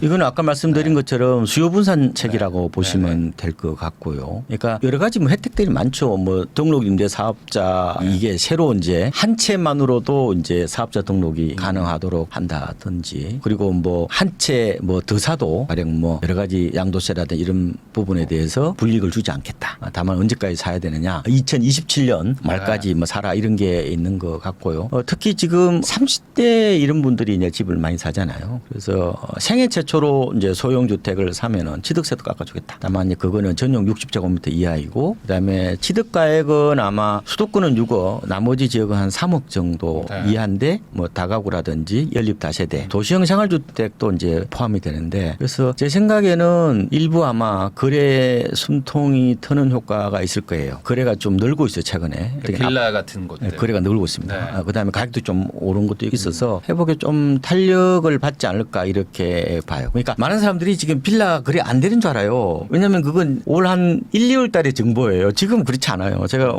나중에 한번 말씀드릴 텐데 생각보다 거래가 많아요. 그래서 뭐 여러 가지 이제 아파트가 워낙 오르니까 뭐 대체 수요로 그쪽으로 좀 이동하는 것도 있는 것 같고 그래서 아마 제 생각에는 뭐 생각했던 것보다 그렇게 확 뭐 불타오를 정도는 아니지만 수요는 약간 분산되는 어떤 그런 측면이 나타나지 않을까 이렇게 보고 있습니다. 근데 저는 이제 이 정책 보면서 그런 생각이 좀 들더라고요. 결국에 이제 1주택자나 뭐 무주택자가 빌라를 사도 나중에 아파트 사는데 문제 없게 하겠다는 건데 그러려면 결국에 집이 한 채거나 없는 사람 입장에서 생각을 해보면 지금 막 좋은 집들은 막 비싸지고 있는데 내가 여기서 쪼개가지고 하나는 뭐 빌라 사고 하나는 또 이제 뭐 미래를 위해서 뭐 준비하겠다 하기에 하기에는 지금 당장 가고 있는 애들이 있는데 이거를 안 가고 이쪽으로 간다? 아, 이게 또 약간 심리적으로 아예 다주택자들은 모르겠는데 이게 두루뭉실하게 보시면 안 돼. 더 세분해서 보셔야 그 된다고요. 어떻게 이걸 좀 해석해야 그러니까 될까요? 이렇게 보셔야 돼요. 이제 빌라 사라는 신호를 보냈잖아요. 네. 그러면 사람들은 다 이기적으로 생각하겠죠. 그럼 어디가 사겠어요? 재개발 예정 구역에 있는 빌라만 아파트 될 만한 거. 아파트로 바뀔 수 있는 빌라를 아마 많이 사겠죠. 네. 그래서 저는 재개발 구역에서 아마 빌라나 아니면 이른바 뭐 다세대라든지 도시형 생활주택 이런 것들이 거래가 제법 늘어날 가능성이 있다고 보는 겁니다. 네. 주로 뭐 강북이라든지 재개발 네. 말고 어디에 성남 이런데 아니면 뭐 부산 아직 부산이 그렇게 확 옮기를 돌 정도는 아니지만 부산 같은 이런데 재개발이 좀 활발한 지역에서 비아파트 거래는 좀 늘어날 가능성이 있다 이렇게 말씀을 드렸는데 그래서 제가 아까 말씀하신 것처럼 소형 빌라나 뭐 다세대 주택을 사면은 이게 무주택자로 인정받는다는 것은 굉장히 파워풀한 겁니다. 이거는 제가 봤을 때는 저는 이걸 주목했거든요. 그래서 이게 이제 법을 고치는 게 아니고 주택 공급 규칙만 바꾸면 돼요. 정부가 무주택자 인정 기준. 네. 그거는 뭐 시행 규칙이니까 별로 네. 뭐 신경 쓸 건 없는데 그 정부는 지금 어떤 생각을 하냐면은 이거를 아마 시행 시기를 한 11월 정도로 잡고 있단 말이에요. 네. 그 보도자료 보니까 한 11월 정도로 잡고 있는데 그러면은 이제 이 투자하시려는 분들은 이제 이렇게 여러 가지를 생각하실 거예요. 근데 범위가 이제 어떻게 되는 거냐면 이렇게 보시면 돼요. 범위는 비아파트 범위는 아까 말씀드린 것처럼 단독 다가구 연립 다세대 도시형 생활주택이 네. 되는 거고 그러면은 이제 대상이 있잖아요. 그러면은 이게 바뀌는 것만 말씀을 드릴게요. 그러면은 면적은 일단은 8호 저금부터 이하해야 돼요. 그리고 수도권은 이때는 주택 공시가격입니다. 5억 원 이하. 지방은 3억 원 이하입니다. 그죠? 시세로 치면 조금 더 비싸지. 시세로 찌면은 강북 지역에서는 아마 7억에서 한 9억 정도 빌라를 갖고 있어도 무주택으로 인정받는다 이 말인데 문제는 이제 요거에 대해서 조금 말씀드릴게. 이게 살 때는 내가 가령 이걸 4억 5천에 샀어요. 네. 주택 공시 가격으로 가격 봤을 때 기준으로. 이게 시세가 아니라 샀는데 나중에 청약할 때 이게 5억 2천이 됐어. 그럼 어떻게 해요? 무주택자가 돼야 안 돼요? 안 됩니다. 이게 핵심입니다. 이게 입주자 모집 공고일 기준으로 따지는 거예요. 그럼 공시 가격이 올라가면 안 되는 거예요. 그러니까 싼 걸 사야지 살려면은.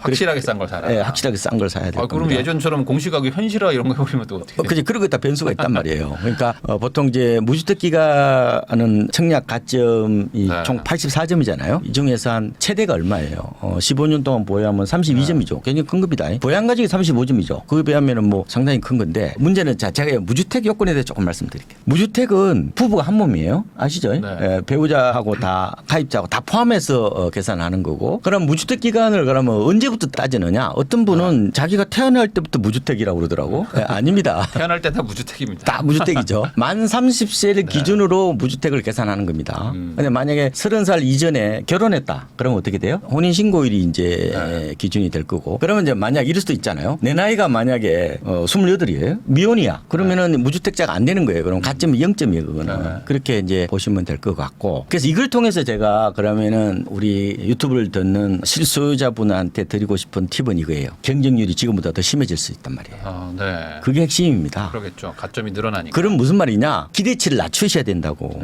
청약 기대치를 낮추셔야 되고. 그러니까 실속 청약을 하는 게 더 필요할 것 같다. 이런 말씀을 드렸는데 최근에 한 부동산 그 인포라는 업체 조사를 보니까 네. 올 들어 7월까지 서울의 1순위 평균 청약 경쟁률이 148대 1이에요. 이거는 전국이 한 12배 정도 되죠. 이거 비해서 한 뭐 12배 정도 높은 건데 문제는 이제 제가 시행 시기가 11월부터라고 말씀을 드렸잖아요. 그럼 연말 이후에 경쟁률이 더 높아질 가능성이 있고 7월 말 현재 서울에서 1순위 통장 제가 여러 통장이 있잖아요. 뭐 부금 뭐 그다음에 뭐 예금 저축 뭐 종합 통장 다 따져 보니까 서울에 한 398만 명 정도가 돼요. 그러면은 경쟁이 지금보다 더 높아질 수가 있겠다. 그러면은 주변에 보면은 청약 이제 가점이 70점 넘으시는 분들은 저는 뭐 별로 오늘 어차피 순서대로 주는 거니까 그렇지 않고 추첨제 특히 무주택자이시면서 추첨제를 이제 노리는 분들 계시잖아요. 네. 왜냐하면은 지금 서울 수도권 광역시에서는 추첨제 물량의 75%를 무주택자한테 줘요. 네. 근데 그거 보고 이제 기다리시는 건데 저는 청약에 올인하기는 굉장히 쉽지 않은 것 같아요. 그냥 투트랙으로 가는 건 맞는데 네. 청약에 너무 그렇게 목숨 걸고 하는 것은 오히려 그렇게 합리적인 선택이 아닐 수 있다. 뭐 이런 말씀 말씀도 좀 드려요. 그러니까 이번에 빌라 특히 소형 빌라를 갖고 있는 사람에게 무주택자로 인정한다는 것은 빌라 시장 거래 활성화라는 측면도 있지만 그 다른 이면의 후폭풍도 생각해야 되잖아요. 청약 경쟁률이 지금보다 훨씬 더 높은 광풍이 될 수 있다는 것도 가점 쪽은. 네. 그렇죠. 가점적으로 보셔야 되죠. 네. 그런 면을 좀 다각적으로 보시면 될 것 같다 말씀을 드립니다. 그래서 이번에 그 아까 말씀하신 것처럼 이 정책으로 우선은 이제 젊은 분들 뭐 30대 뭐 신혼부부 이런 분들이 이제 재개발될 만한 거 어차피 얘는 한 10년 이상 걸린다, 뭐 20년 걸린다 이런 것들 하나 사놓고 쌀 때 사놓고 그다음에 청약 추첨자 계속 넣어라. 이것도 괜찮은 전략이다 이렇게 말하시는 분들도 있더라고요. 그럼 그거에 대해서 근데 어떻게 생각보다 지금 재개발구역 지분들이 가격이 많이 안 빠졌을 겁니다. 왜냐하면 그 땅 가격으로 따지기 때문에 네. 생각보다 가격이 하락폭이 크지는 않는 것 같고요. 아파트에 비해서. 물론 아파트도 그동안 많이 올라와 버려가지고 가격 메리트가 많이 지금 잃어버린 그런 상황인데 지금 옛날에는 내가 재개발구역에 지분을 갖고 있으면서 청약통장을 이렇게 또 갖고 있잖아요. 그러면 재당첨 제한이라는 게 있어가지고 골치 아팠다고요. 그게. 응? 내가 아파트 당첨돼 버리면은 나중에 재개발 관리 처분할 때 아파트 못 네. 받는 거잖아요. 근데 지금은 투기과열지구를 빼고는 전부 다 재당첨이 다 풀렸어요. 그렇잖아요. 그러면은 만약에 내가 뭐 성동구 같은 데나 아니면은 뭐 강북구에 가령 네. 뭐 재개발 지분 소형 빌라를 갖고 있다 하더라도 청약을 계속해서 살 수 있잖아요. 재당첨 제한 자체가 없어지기 때문에. 그래서 저는 그것도 나쁘지 않는 투트랙 뭐 내 집 마련 전략이 될 수 있겠다 이런 생각도 해봅니다. 그러면 이것도 한번 여쭤보겠습니다. 아까 말씀하신 것처럼 이제 공급 대책 말고도 수요를 조금 분산시키거나 수요를 좀 지연시키는 대책도 나올 수도 있다. 네. 그래서 이제 요번에 88 대책 나오자마자 이제 시장의 평가가 뭐 별로 좀 좋진 않았어요. 그러니까 이제 바로 이제 디딤돌 버팀목 이 정책자금 쪽 금리 인상이 바로 좀 발표가 됐습니다. 그렇죠. 그쪽이 또 이제 수요를 좀 자극한다 그래가지고 이런 식으로 좀 앞으로 이제 시장이 좀 계속 조금 과열이 되는 느낌이 나면은 좀 지난 정권처럼 대출 규제나 뭐 이런 것들을 좀 쓸 확률도 좀 있을까요? 어떻게 보세요? 그렇죠. 말씀하신 것처럼 최근에 디딤돌 대출 금리가 0.2에서 한 0.4%포인트 올랐죠. 네. 지금 주담대 대출이 60%가 지금 디딤돌입니다. 그러니까 당연히 이제 좀 수위를 좀 높여서 좀 진정시키려는 어떤 그런 생각을 갖고 있는 것 같고요.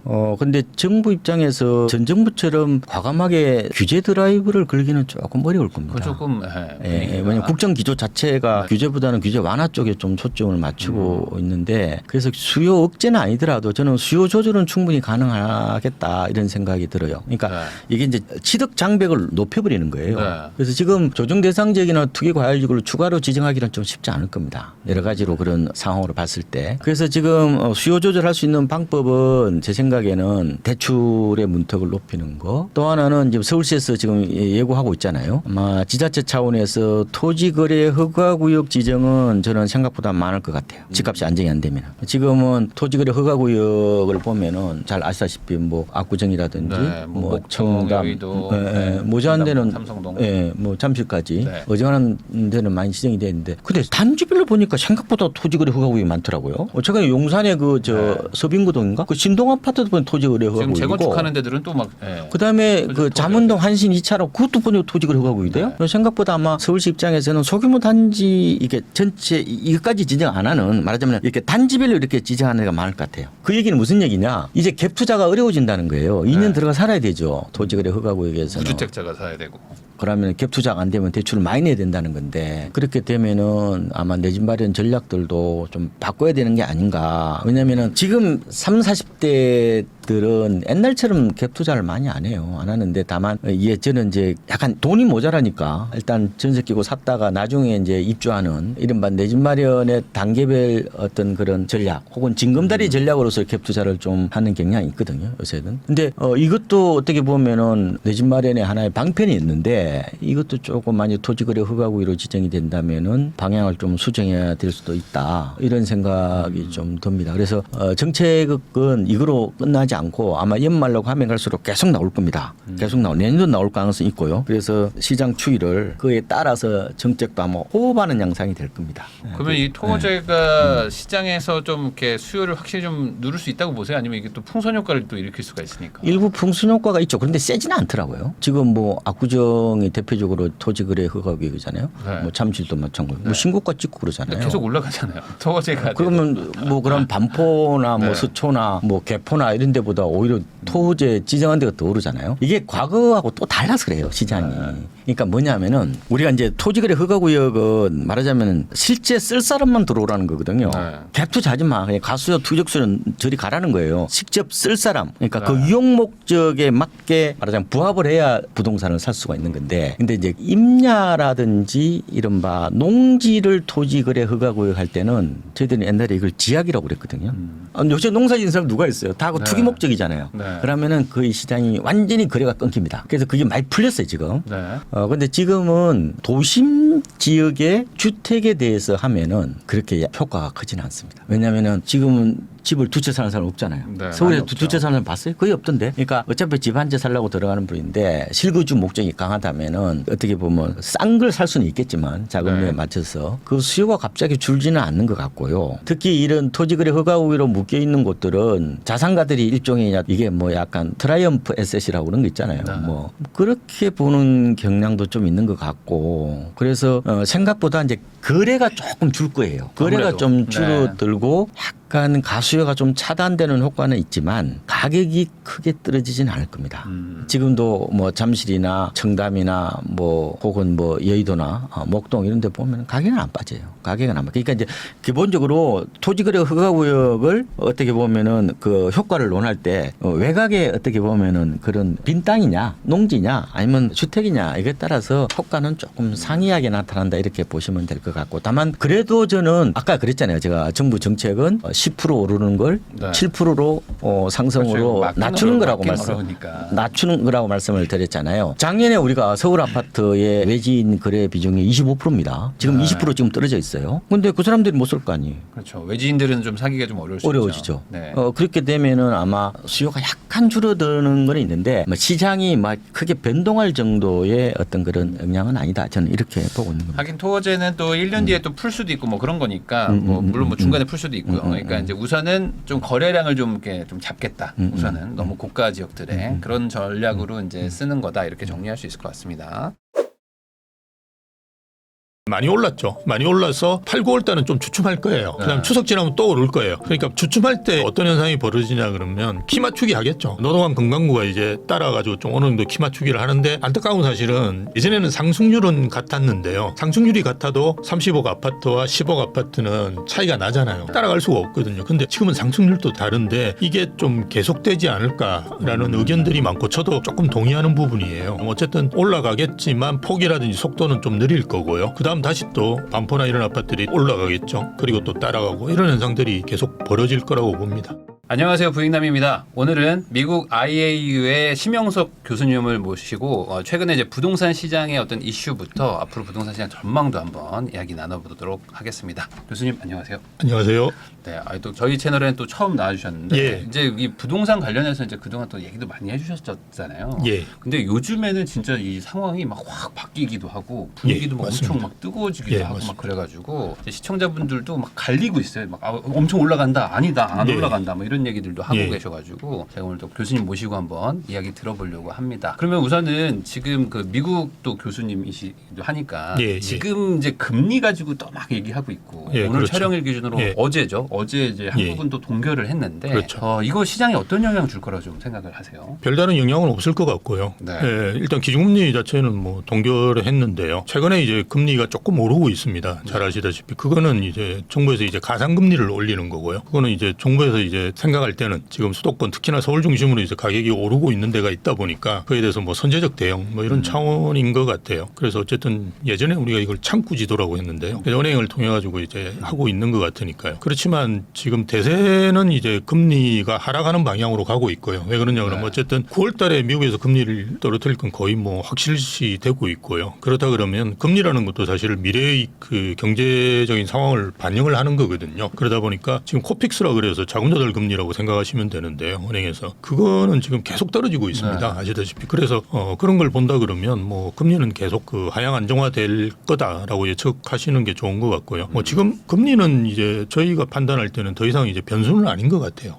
예, 예전에 이제 금리가 오르는 상황에서는 상당히 큰 변수였는데 지금은 이제 내린다고 하더라도 사실은 선반영돼 있는 부분이 많이 있고 이러다 보니까 큰 변수가 아니지 않을까 이렇게 봅니다. 저는. 그러면은 지금 이번에 한국은 이제 최장기간 동결 뭐 이렇게 기사도 뜨는데 어쨌든 그렇죠. 동결은 했지만 예. 이제 9월에 미국이 내린다는 얘기들이 지금 거의 뭐 약간 기정사실 정리를 예, 하고 맞습니다. 있잖아요. 예. 그러면 우리는 또 10월일 텐데 예, 그때도 우리가 좀 내리지 않을까 뭐 이렇게 생각하시는 분들 많거든요. 예, 내릴 가능성이 크죠. 왜냐하면 이번에 이제 금리 동결하고 난 다음에 청와대에서 상당히 그 부정적인 그래서 사실 이렇게 그 한국은행 총재께서 주택 가격 때문에 금리를 못 내린다 이렇게 이야기하시는 것도 문제고요. 또 거기에 대해서 청와대에서 이렇게 논평을 하는 것도 저는 문제라고 보는데요. 뭐 어쨌든 예, 청와대에서 좀 불편한 심기를 드러냈기 때문에 뭐 원래 예측대로도 저희가 10월 정도에는 금리를 내린다 생각을 하고 있었는데요. 대부분 분들이 이제 집값이 이렇게 오르는데 무슨 금리를 내리느냐 이렇게 생각하는데 금리라는 게 집값에 의해서 좌우되는 게 아니고요. 사실은 이제 경제 전반적인 부분을 봐야 되는데요. 잘 아시다시피 우리가 수출은 좋아지고 있는데요. 그 내수가 별로 좋지가 않습니다. 그거는 뭐 여러분이 주변에 나가가지고 식당에 가보시면 옛날보다 손님이 많이 준 걸 이제 느끼실 수 있을 건데요. 그러다 보니까 내수라든지 이런 전체적인 경제 상황을 본다 그러면 지금은 좀 금리를 내리는 것이 맞지 않을까. 그래서 아마 10월 달에는 그렇게 할 가능성이 크다라고 봅니다. 그러면 이제 이런 것도 있지 않습니까? 이제 금리가 이제 내려가는 거가 이제 시작이라면 네. 앞으로는 이제 그동안 쭉 올랐었으니까 예. 반대로 이제 어디까지 내려갈까 뭐 이런 얘기들도 하는데 예. 그 요즘 뭐 전망을 보면은 이제 점도표 같은 거 내년에 말 정도 되면 한 뭐 2.5 뭐 이런 얘기도 하더라고요. 미국 기준으로. 예. 그러면 상당히 많이 내려가는 거 아닙니까? 1년 정도 지나면. 미국은 3%포인트 내려가는 거니까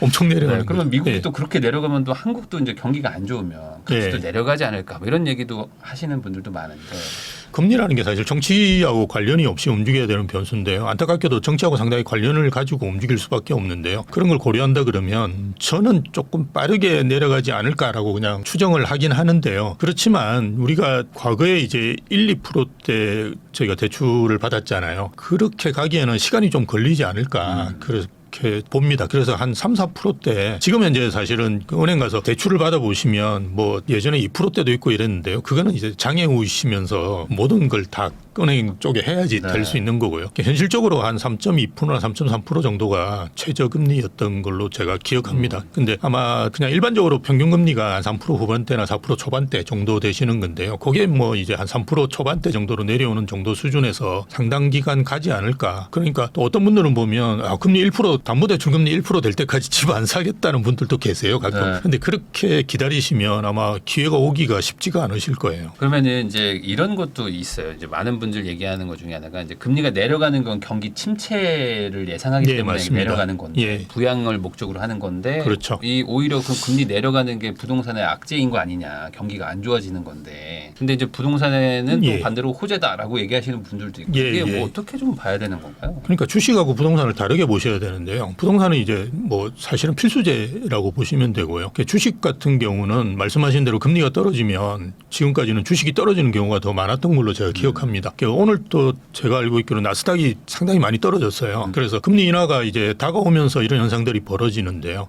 그거는 이제 말씀하신 대로 이제 경기 침체가 올 수 있다라는 데 대한 두려움인데요. 사실은 미국 경제가 굉장히 튼튼합니다. 그래서 그럴 가능성은 거의 없다. 그래서 조금 최근에 이제 이런 주식 시장에서 움직이는 걸 보면 프로그램이라든지 알고리즘으로 해서 움직이는 경우가 되게 많습니다. 그래서 그걸 그냥 너무 예민하게 받아들이실 필요는 저는 없는 걸로 보고요. 부동산 같은 경우는 그런 사례가 거의 없을 거예요. 그래서 금리가 떨어지면 대부분 이제 긍정적인 시장의 반응을 일으키는데 최근에는 이제 아무래도 그 경제에 굉장히 민감하게 부동산 쪽에 투자하시는 분들도 많이 그렇게 돼 있기 때문에 그게 이제 뭐 엄청나게 큰 호재라고 하기보다는 이제 악재가 걷어진다 정도로 보시면 될 것 같아요. 그래서 금리가 떨어지면 뭐 이미 이제 금리가 떨어질 거 생각해서 선반영된 부분들이 분명히 있는 것 같고요. 이제 그런 차원에서 그냥 뭐 긍정적인 그 시그널이다. 이렇게 그냥 보시는 게 좋지 않을까. 예, 그렇게 봅니다. 아 그러면 또 교수님도 나오셨으니까 또 예. 요 지금 촬영일 기준으로 갑자기 지금 한 일주일 사이에 막 지금 정부가 막 규제를 막 하기 시작하거든요. 특히 이제 맞습니다. 대출 쪽에서. 예, 예, 그래서 예. 이제 전세금 관련해서도 막 DSR에 넣겠다고 하고 보금자리론 뭐 아니면 디딤돌 대출, 뭐 예. 버팀목 이런 것들 지금 뭐 금리들이 막 올라가고 있는 뭐 이런 상황이다 보니까 뭐 스트레스 DSR까지. 그래서 그렇죠. 지금 집 살려고 하시는 분들, 나 이거 어떡하냐 뭐 이런 분들이 있는데 그만큼 반대로 생각하면 이게 시장에 조금 영향을 주는 거 아닌가? 그러니까 심리를 좀 누르는 거이지 않을까라는 생각도 좀 들거든요. 좀 어떻게 생각하세요? 심리를 누르는 거는 당연히 맞고요. 그래서 전반적으로는 이제 부정적인 기운들이 있다라고 보시면 좋은데요. 일단 뭐 두 가지로 생각해 볼 수 있을 것 같아요. 본인이 이제 가셔가지고 담보대출을 받으시면 최근에 저도 이제 대출을 바꿨거든요. 네. 그래서 잘 아는데요. 지금은 이제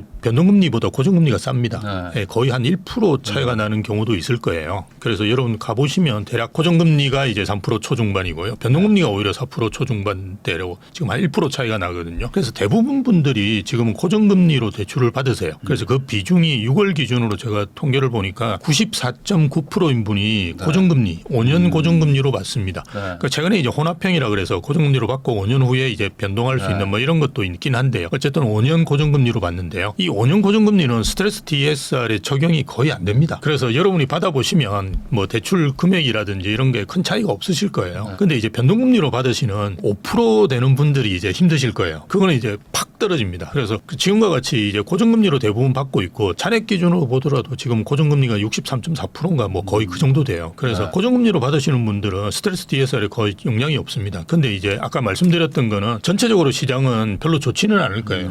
왜냐하면 정부에서 어쨌든 선제적 대응 같은 걸 계속 하기 때문에 계속 지금 정부에서 쓸 수 있는 방법이 뭐 대출밖에 없습니다. 예. 대출밖에 없어요. 수요를 줄여야 되는데 수요를 줄이는 거는 지금 현재 대출밖에 없거든요. 그래서 네. 대출을 계속 조이는 정책을 쓰지 않을까. 근데 그것도 사실은 은행이 지금 고분고분 잘 하거든요. 왜냐하면 지금 은행 입장에서 여러분들이 그 상반기에 대출 받는 게 되게 쉬우시고요. 하반기에 대출 받으면 원래 어려워요. 왜냐하면 상반기에 이제 대부분 이제 대출 영업이 소진되거든요. 그래서 얼마 안 남습니다. 이를테면 우리 30조 해야 된다. 그러면 상반기에 20몇 조가 그냥 다 날아가 버려요. 네. 그러면 10조 안 되는 걸 가지고 하반기에 이제 영업을 하다 보니까 이걸 영업을 그 줄일 수 있는 방법이 뭐겠습니까? 금리 올리는 것밖에 없거든요. 그래서 대부분 은행에서도 하반기에 이제 영업을 하는데 금리가 대부분 올라갑니다. 그래서 하반기 때는 원래 올라가기 때문에 별로 좋지 않은 상황에서 이제 정부에서 쪼으니까요. 그렇지만 내년 상반기 되면 다시 또 은행에서 다시 돌아옵니다. 그렇게 해서 만약 지금이 좀 불편하신 분들 같으면 내년 상반기 정도 다시 뭐 이렇게 해보시는 것도 괜찮긴 한데 지금 뭐 주택시장 예측하기로는 올해 하반기도 상당히 좀 좋은 흐름이 있지 않을까라고 저는 보거든요. 네. 그래서 그런 점들도 다 판단하셔가지고 뭐 이를테면 주거선호 지역에서 조금 먼 지역 매입하시려고 한다 그러면 내년 상반기도 괜찮으실 것 같고요. 그렇지 않고 나는 뭐 마용성에 거의 가까운 지역에 좀 하시겠다 그러면 조금 서두르시는 게 좋지 않을까 그렇게 봅니다. 예. 그러면 지금 하반기도 약간 좀 상승을 좀 말씀해 주신 것 같은데 예. 우선은 그러면 이게 전반기라고 해야 될까요? 상반기에 지금 1월, 2월은 조금 거래량이 없다가 이제 3월부터 막 터지기 시작하고 있는데 그렇죠. 이렇게 된 이유, 뭐 이렇게 지금 서울의 뭐 집값 상승의 이유는 예. 원인을 뭐라고 보세요? 일단 뭐 공급 부족하다는 게 심리적으로 상당히 크게 작용을 하는 것 같고요. 아파트 입주 물량이 제일 문제인데 지금 그 의미 있게 나오는 게 이제 든천주공, 올림픽파크 네. 코리아는 아니고는 사실 거의 없습니다. 잠실에 이제 르엘이라든지 뭐 잠실 레미안 아이파크라든지 네. 이런 것 제외하고는 대단지가 거의 없거든요. 이제 그런 차원에서 좀 불안하게 생각하시는 것 같고요. 또 하나는 이제 분양가가 계속 올라가니까요. 근데 네. 분양가는 뭐 뒤에서도 저희가 좀 이야기를 하겠지만 계속 올라갈 수밖에 없는 상황이고요. 왜냐하면 이건 지금 현재는 인플레이션 시대이기 때문에 뭐 여러분 주변에 가셔가지고 점심 드시어 보시더라도 지금은 많이 올랐습니다. 그래서 그게 따라서 사실 오르는 거라고 생각하시면 되는데요. 이제 분양가는 이제 그 위에 여러 가지 요소들도 많이 결합되어 있죠. 그러다 보니까 이제 많이 오르고 그리고 이제 아파트로 뭔가 이렇게 연립해서 집중되는 그런 성향도 있고 최근에 이제 21년하고 다르게 전세도 많이 오르고 있고 그죠. 이런 여러 가지 요인들이 결합돼서 오른 거라고 볼 수 있고요. 우리가 앞으로 이게 더 오를 거냐 뭐 이러는 것이 더 중요한데요. 그럴 때는 변수는 저는 뭐 세 개만 봅니다. 뭐 앞에 말씀드렸던 그런 수급하고 금융적인 상황 그리고 경기 요 세 개를 보는데요. 수급하고 이제 금융적인 상황은 계속 오를 수밖에 없고요. 수급은 말씀드렸듯이 계속 무너져가고 있는 상황이니까요. 그렇지만 이제 금융적인 상황도 지금 금리는 떨어질 수밖에 없고요. 그 다음에 이제 통화량이거든요. 그러니까 통화량도 지금 계속 많이 풀리고 있습니다. 아시다시피 참여정부 때 1,000조였는데 지금 거의 4,000조가 넘어가고 있거든요. 제가 말씀드리는 거 이제 M2라고 해서 광의 통화량입니다. 예, 그게 계속 늘어나고 있으면 이게 주식으로 최근에 좀 갔다가 갑자기 주식이 거의 10% 떨어지니까 다시 그거 들고 부동산에 실제로 상담하러 오신 분이 계세요. 예, 그렇듯이 이제 이게 통화량이 많다 보면 유동성이 커진다는 말이니까요. 어디든지 이제 가야 되거든요. 이 돈이. 그런데 뭐 최근에 이제 예적금도 조금 줄어들다 보니까 금리가 이제 부동산으로 다시 오는 수요들도 꽤 있고요. 그러다 보니 통화량 느는 것도 굉장히 중요하고요. 제가 이제 제일 걱정하는 변수는 경기입니다. 네. 예, 경기는 내수 경기가 제가 생각하는 것보다는 빨리 살아나지 못하는 것 같아요.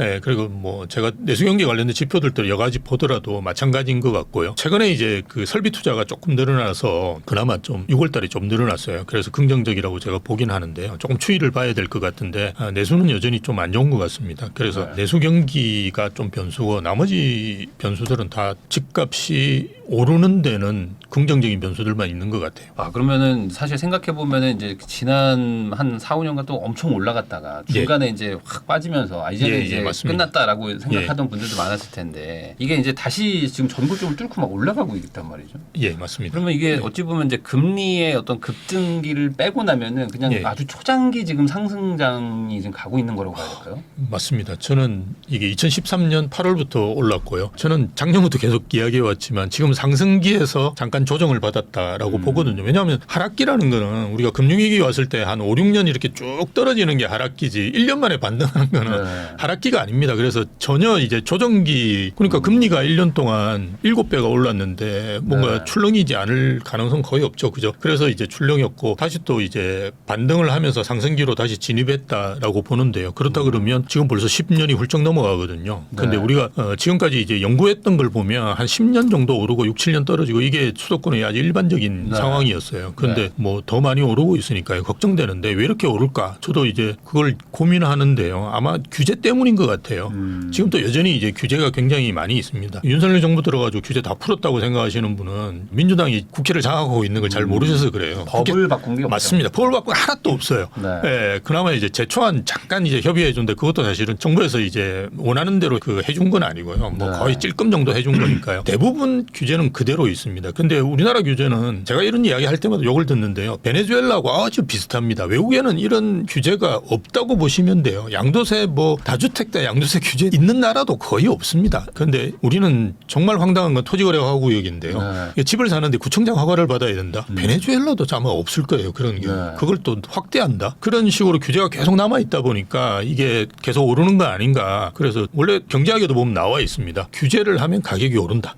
예, 그래서 그것 때문에 계속 오르는 게 아닌가 뭐 그렇게 봅니다. 예. 야, 그러면은 지금 이제 물론 어느 정도 약간 경고성 멘트인 것 같기도 한데 이제 뭐 서울시에서도 그렇고 막 토지거래 허가구역 더 하겠다. 이제 말 그대로 이제 공급이 안 되면 예. 수요를 이제 누르거나 뒤로 밀어야 되니까 그러려고 지금 하는 것 같은데 이런 정책이 되면 앞으로 더 안 좋아진다고 보시는 거잖아요. 그러니까 이를테면 공급을 늘려야 되는데 자기들이 잘못해놓고는 그러니까 이제 윤석열 정부도 사실은 집권 초기에 그냥 공급에 대한 부분들을 실질적인 공급, 그죠? 그걸 챙겼어야 돼요. 그러니까 필요한 곳에 공급을 하는 것이 중요하지. 지금 뭐 상기 신도시 뭐 물론 그것도 중요하긴 한데요. 거기다 30만 호 공급하고 이러는 것이 중요한 게 아니라 서울 내에 그죠? 얼마만큼을 공급할 수 있느냐 이게 핵심이거든요. 왜냐하면 지금 제일 문제가 되는 게 서울이고 수도권 전체적으로 보더라도 집값은 한 0. 몇 프로 정도 오르는 상황이고요. 전국적으로는 떨어지고 있고 서울이 그나마 2.67% 정도 올랐는데요. 이것도 아주 정상적인 그 가격대입니다. 우리가 아파트 서울이 2.67% 올랐다 그러면 OECD 국가 중에도 굉장히 낮은 수준의 상승이에요. 근데 뭐 지금 반포동에 있는 뭐 레미안 몬베일리나 아크로 리버파크 보면서 계속 그 언론에서 과한 기사를 써니까 그걸 가지고 뭐라 그러는데 미국에도 보면 뭐 맨하탄이라든지 그죠? 이런데 집값이 몇 천억씩 하는 아파트가 있거든요. 그거 오른다고 해서 아무도 관심이 없어요.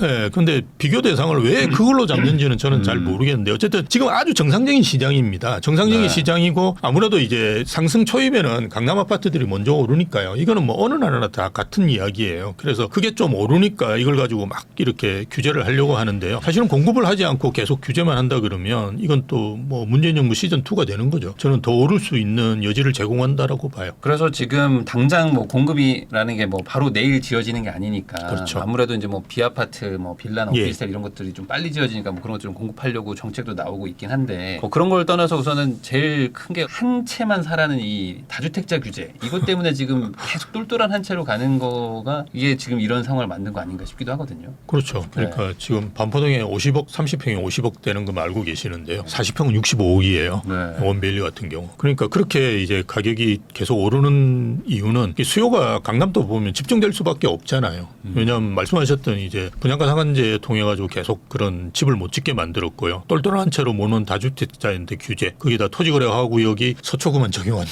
네. 이런 게 겹쳐가지고는 지금 사실은 반포동도 보면 제가 봐도 불안불안해요. 네. 그렇지만 또 이제 반포동 사시려고 하는 분한테는 그거 왜 권할 데가 없지 않습니까? 그죠? 뭐 여기 사놓고 내가 바로 못 들어가고 뭐 다른 데 전세 살아야 된다. 최근에 이제 3천억 정도 자산 가지신 분은 상담을 해드렸는데 반포동 사시라고 그랬어요. 그리고 그 위에 살 데가 없으니까요. 그리고 새 아파트 원하신다 그러니까 무슨 대치동 옛날 같으면 이야기했을 건데 대치동에 뭐 새 아파트가 없지 않습니까?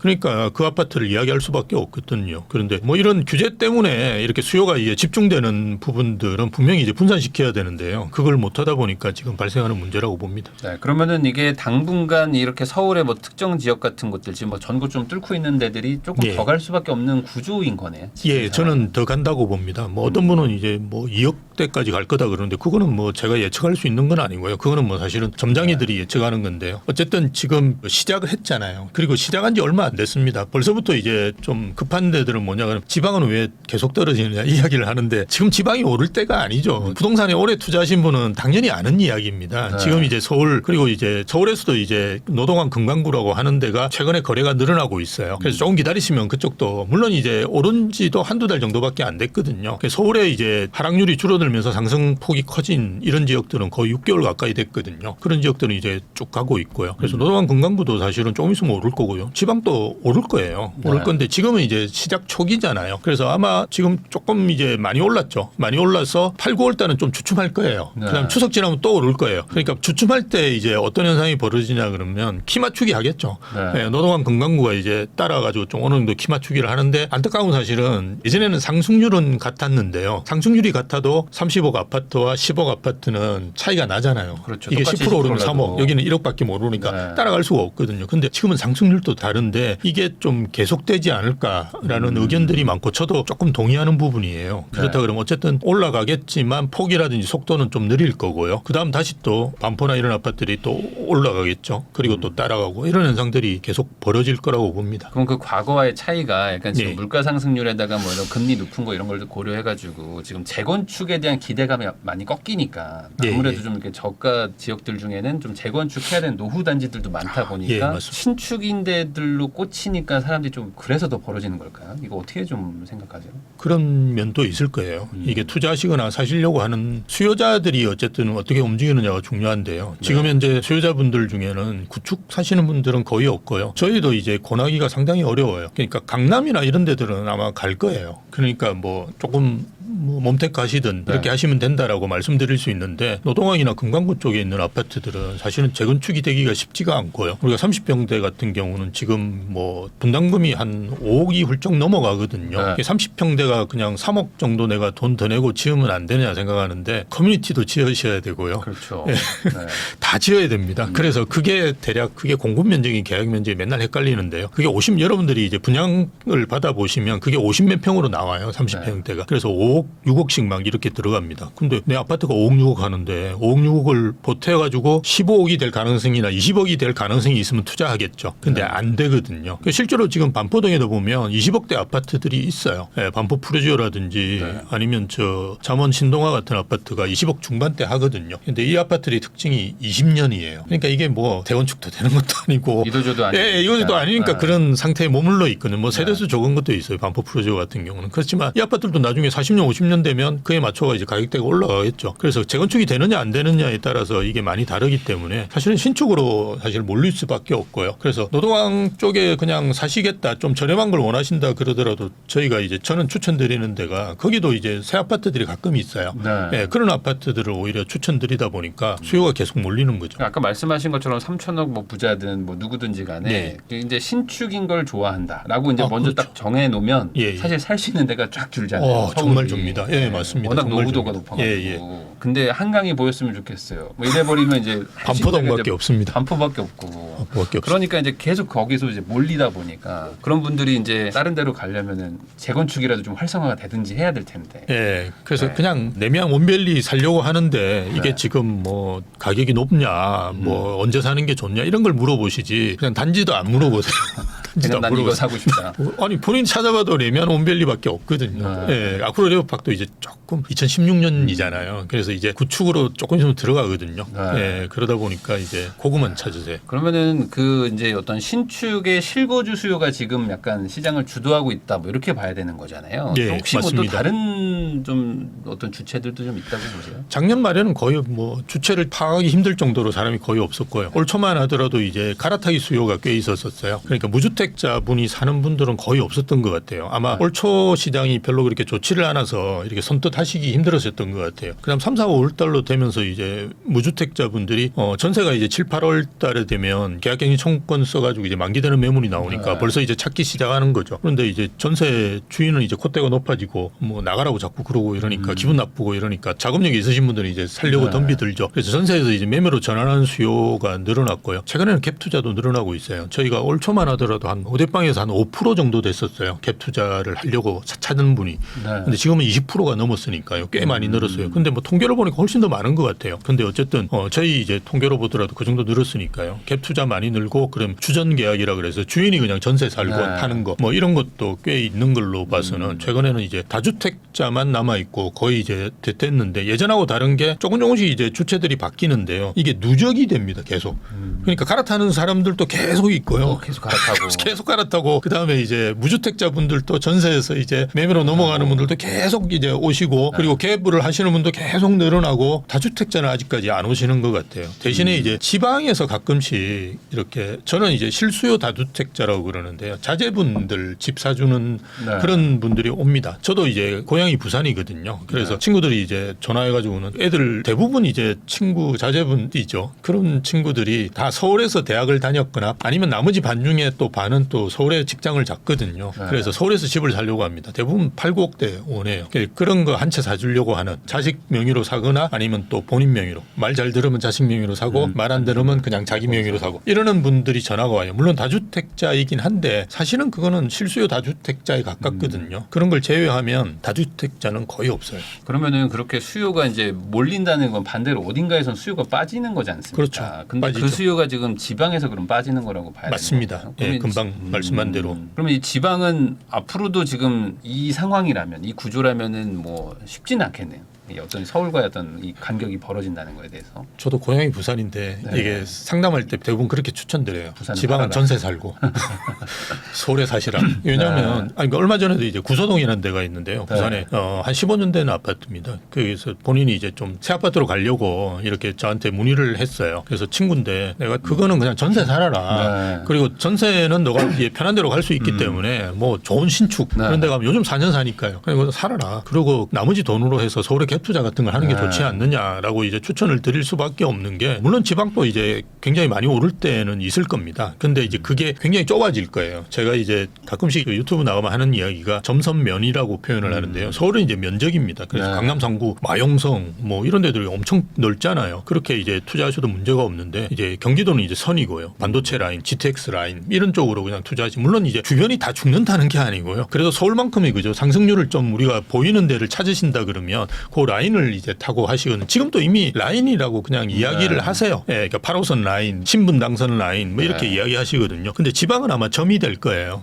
이제 그 말은 뭐냐 그러면 저는 이제 서울이 트로피 에셋이라 그래가지고 우리가 어디 가서 내가 어디 사느냐 이렇게 이야기할 수 있는 데들은 한 20억 되는 데라고 보거든요. 장기적으로. 왜냐하면 마용성 여기가 대략 좀 괜찮은 아파트가 한 20억 넘어가잖아요. 그래서 그 정도 3, 40평대에 사는 분들은 이야기할 수 있을 거예요. 나머지 데들은 사실은 어디 가서 자랑하기는 요즘은 지금 저희 때 이야기 아닙니다. 저희 때는 친구가 뭐 강남 안 산다고 해서 구박하고 이런 건 없는데요. 요즘은 플렉스 이래가지고 젊은 분들은 그걸 되게 많이 따지시는 것 같아요. 그렇다 그러면 20억이 될 건데요. 그러면 지방은 10억이냐? 그건 아니라는 거예요. 네. 제가 판단할 때는. 지방도 한 20억은 아니지만 한 15억은 될 거예요. 그러니까 이제 더 줄어드는 거죠. 네. 그죠? 그래서 지방에도 15억 이상 넘는 아파트들 꽤 있습니다. 예, 예전에 이제 보면 대구나 이런 데도 17억, 18억씩 부산도 그렇고 그렇죠. 되는 아파트들이 30평대가 있었거든요. 그래서 그 정도 사는데 뭐 해수동이라든지 대구는 이제 뭐 잘 아시는 수성에 네. 범사 만삼천인가 뭐 거기 뭐 이런 데들만 살아남고 그죠. 나머지들도 뭐 오르긴 오르겠지만 오르는 폭들이 굉장히 낮아지겠죠. 그래서 키 맞추기는 할 거예요. 키 맞추기는 하지만 양극화는 계속 벌어질 수밖에 없는 게 이게 소득이 늘어나면 부동산 부분만 그런 게 아니지 않습니까? 잘 아시다시피 모든 분야에서 양극화, 뭐 교육도 마찬가지고요. 그렇게 양극화가 일어나는 거니까요. 이건 당연한데 우리가 이제 정책적으로 얼마만큼 줄일 수 있느냐의 문제이지 안 일어나게 한다는 거는 정치적인 그냥 수사예요.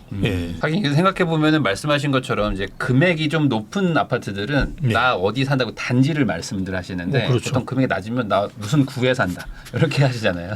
맞습니다. 그런 것처럼 이게 약간 명함이 돼버리다 보니까 요즘에 이 집이라는 게. 그게 좀 안타깝긴 한데 네. 뭐 그렇게 가는 걸 뭐 물론 우리가 윤리적으로 나쁘다고는 이야기할 수 있지만 저희 네. 같은 사람은 이제 그게 맞춰가지고 분석을 해야 되니까요. 네. 안타깝죠. 예. 네. 그러면은 또 이것도 한번 좀 여쭤보겠습니다. 예. 그러면 이제 전세 쪽은 이제 계속 올라가고 있는 추세인데 그렇죠. 전세는 오히려 지금 뭐 아까 말씀하신 그런 뭐 수요나 어떤 뭐 수급 이런 것도 뭐 중요하겠지만은 이제 당장 신축이 공급이 안 되면은 전세는 뭐 바로 영향 받지 않습니까? 예, 맞습니다. 빈집이 없으면 예. 이 지금 전세 상승세는 어떻게 될 것 같으세요? 계속 가겠죠. 전세가 계속 오르고 가치 매매도 오르고 이러는 상황이 계속 벌어질 거예요. 원래 네. 뭐 상승기 때는 그렇게 가는 거니까요. 지금 어쨌든 전세는 이제 입주 물량의 함수거든요. 그래서 신축이 줄어들면 뭐 당연히 전세는 강세로 갈 수밖에 없고요. 그전 21년도하고 지금하고 큰 차이점은 이제 그거라고 볼 수 있는데요. 전세 매물이 많지 않아요. 진짜 나오면 바로바로 계약될 정도로 저희도 이제 전세 이렇게 가격 괜찮은 게 나오면 광고를 안 해요. 이렇게 숨겨뒀다가 이렇게 왜냐하면 광고하고 이러면 막 공동으로 중개하자고 그러고 네. 이런 게 그럴 수 오거든요. 그러니까 양탈을 하기 위해서 그냥 안 하기도 하고 이런 분들이 지금은 중개사분들이 되게 많아요. 제 이야기를 중개사분들은 다 이해하실 거예요. 네. 그래서 전세 강세 분위기는 상당히 갈 거라고 보고요. 전세가 조금 최근에는 이제 매매가 이렇게 오르다 보니까 전세 상승률이 낮아졌어요. 그래서 그게 이제 매매 거래가 확 늘어나면서 전세 거래가 이제 좀 줄었거든요. 그러면서 전세 갈 사람들이 집을 사버리니까. 그렇죠. 맞습니다. 그게 이제 전세가 매매로 전환되는 수요인데요. 최근에 다시 또 이제 거래가 뭐 이제 8월 달 통계 보시면 아실 거예요. 한 4, 5천 될까 말까 할 거예요. 네. 그러면 이제 또 매매가 좀 줄면서 전세가 이렇게 늘어나는데요. 가격이 어저께인가 통계를 보니까 그전주하고 비교해서 서울은 이제 0.3%대 오르다가 0.27%인가 뭐 이렇게 조금 떨어졌어요. 그럼 어떻게 되느냐? 전세가 또 올라요. 0.17%에서 0.2%. 네. 이렇게 이게 왔다 갔다 하면서 이제 계속 이렇게 가는 거예요. 그게 아주 일반적인 부동산 시장의 상승 분위기고요. 0.27%는 굉장히 높은 겁니다. 연율 기준으로 보면 15%입니다. 15%. 네. 상승률이 굉장히 좋은 거예요. 그러니까 이게 전세 상승을 지금 막으려면 어쨌든 공급 뭐 아니면 뭐 진짜 비아파트라도 엄청나게 예. 대규모로 가야 되는데 그렇죠. 그게 지금 당장은 뭐 답이 안 보이는. 그러면 맞습니다. 지금 예. 교수님 얘기를 이제 쭉 들어보면은 결국에 이제 상승 요소들이 많다라고 이제 느껴지거든요. 그럼 그렇죠. 반대로 이제 뭐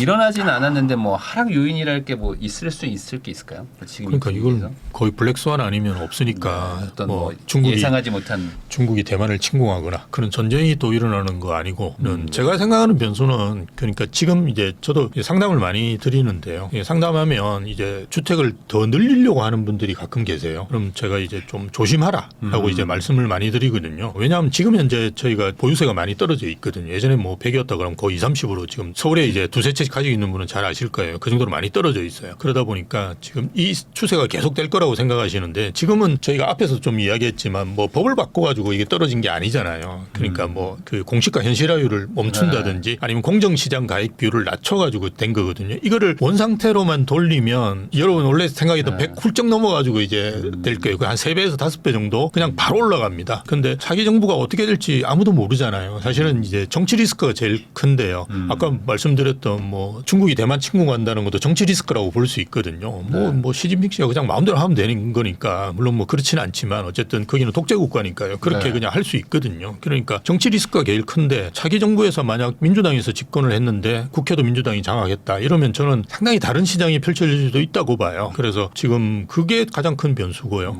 네, 물론 이제 그 장기적으로 본다 그러면 정말 상승기가 너무 길어질 수 있는 그런 네. 요인들을 만들어 만들어낼 수는 있지만 단기적으로는 시장에 충격이 굉장히 갈 거예요. 그래서 지금 뭐 무리하게 이제 그 주택을 늘리거나 이러는 거는 좀 조심하시는 게 좋지 않을까 그렇게 봅니다. 이게 사실 요즘에 그 전문가 이런 분들이 지금 예상하고 있는 게 이제 25년까지 뭐 이게 상승세다, 26년이다 뭐 이런 얘기를 예, 하지만 예, 어찌됐든 간에 지금 조금 더 간다는 거잖아요. 그렇죠. 네, 그러면 예. 그때쯤이 딱 이제 대선 시즌 맞습니다. 딱 이제 전에 예. 딱 예, 겹치게 맞습니다. 되면은 예. 이제 말 그대로 이제 정치적으로 다시 한번 규제를 강하게 할 수밖에 없다. 이게 또 대세가 될 수도 있지 않습니까? 그렇죠. 저도 그게 걱정이어가지고 저희 같은 나이는 이제 리스크 관리를 하는 나이거든요. 네. 그래서 저희 이제 상담하는 분들도 보면 연세가 꽤 되신 분들도 많으니까요. 그래서 그런 게 있을 수 있다라고 이제 말씀을 드리고 지금 이제 당신이 그냥 재산세 적게 내고 종부세도 적게 내고 편안하게 있는 게 네. 그게 뭐 법이 바뀌어가지고 영원히 갈 수 있는 게 아니다. 그래서 조심하시는 게 좋다라고 이제 말씀을 드리죠. 하긴 그거는 이제 정부가 뭐 바꾸면 되는 거니까 다시 뭐 그러니까요. 올라갈 수도 있는 그거는 거라서 뭐 이제 바로 바꾸면 끝나니까. 시장 상황에 따라서 갈 수도 맞습니다. 있다. 그런 예, 것도 예. 좀 조심해야 될 것 같습니다. 예.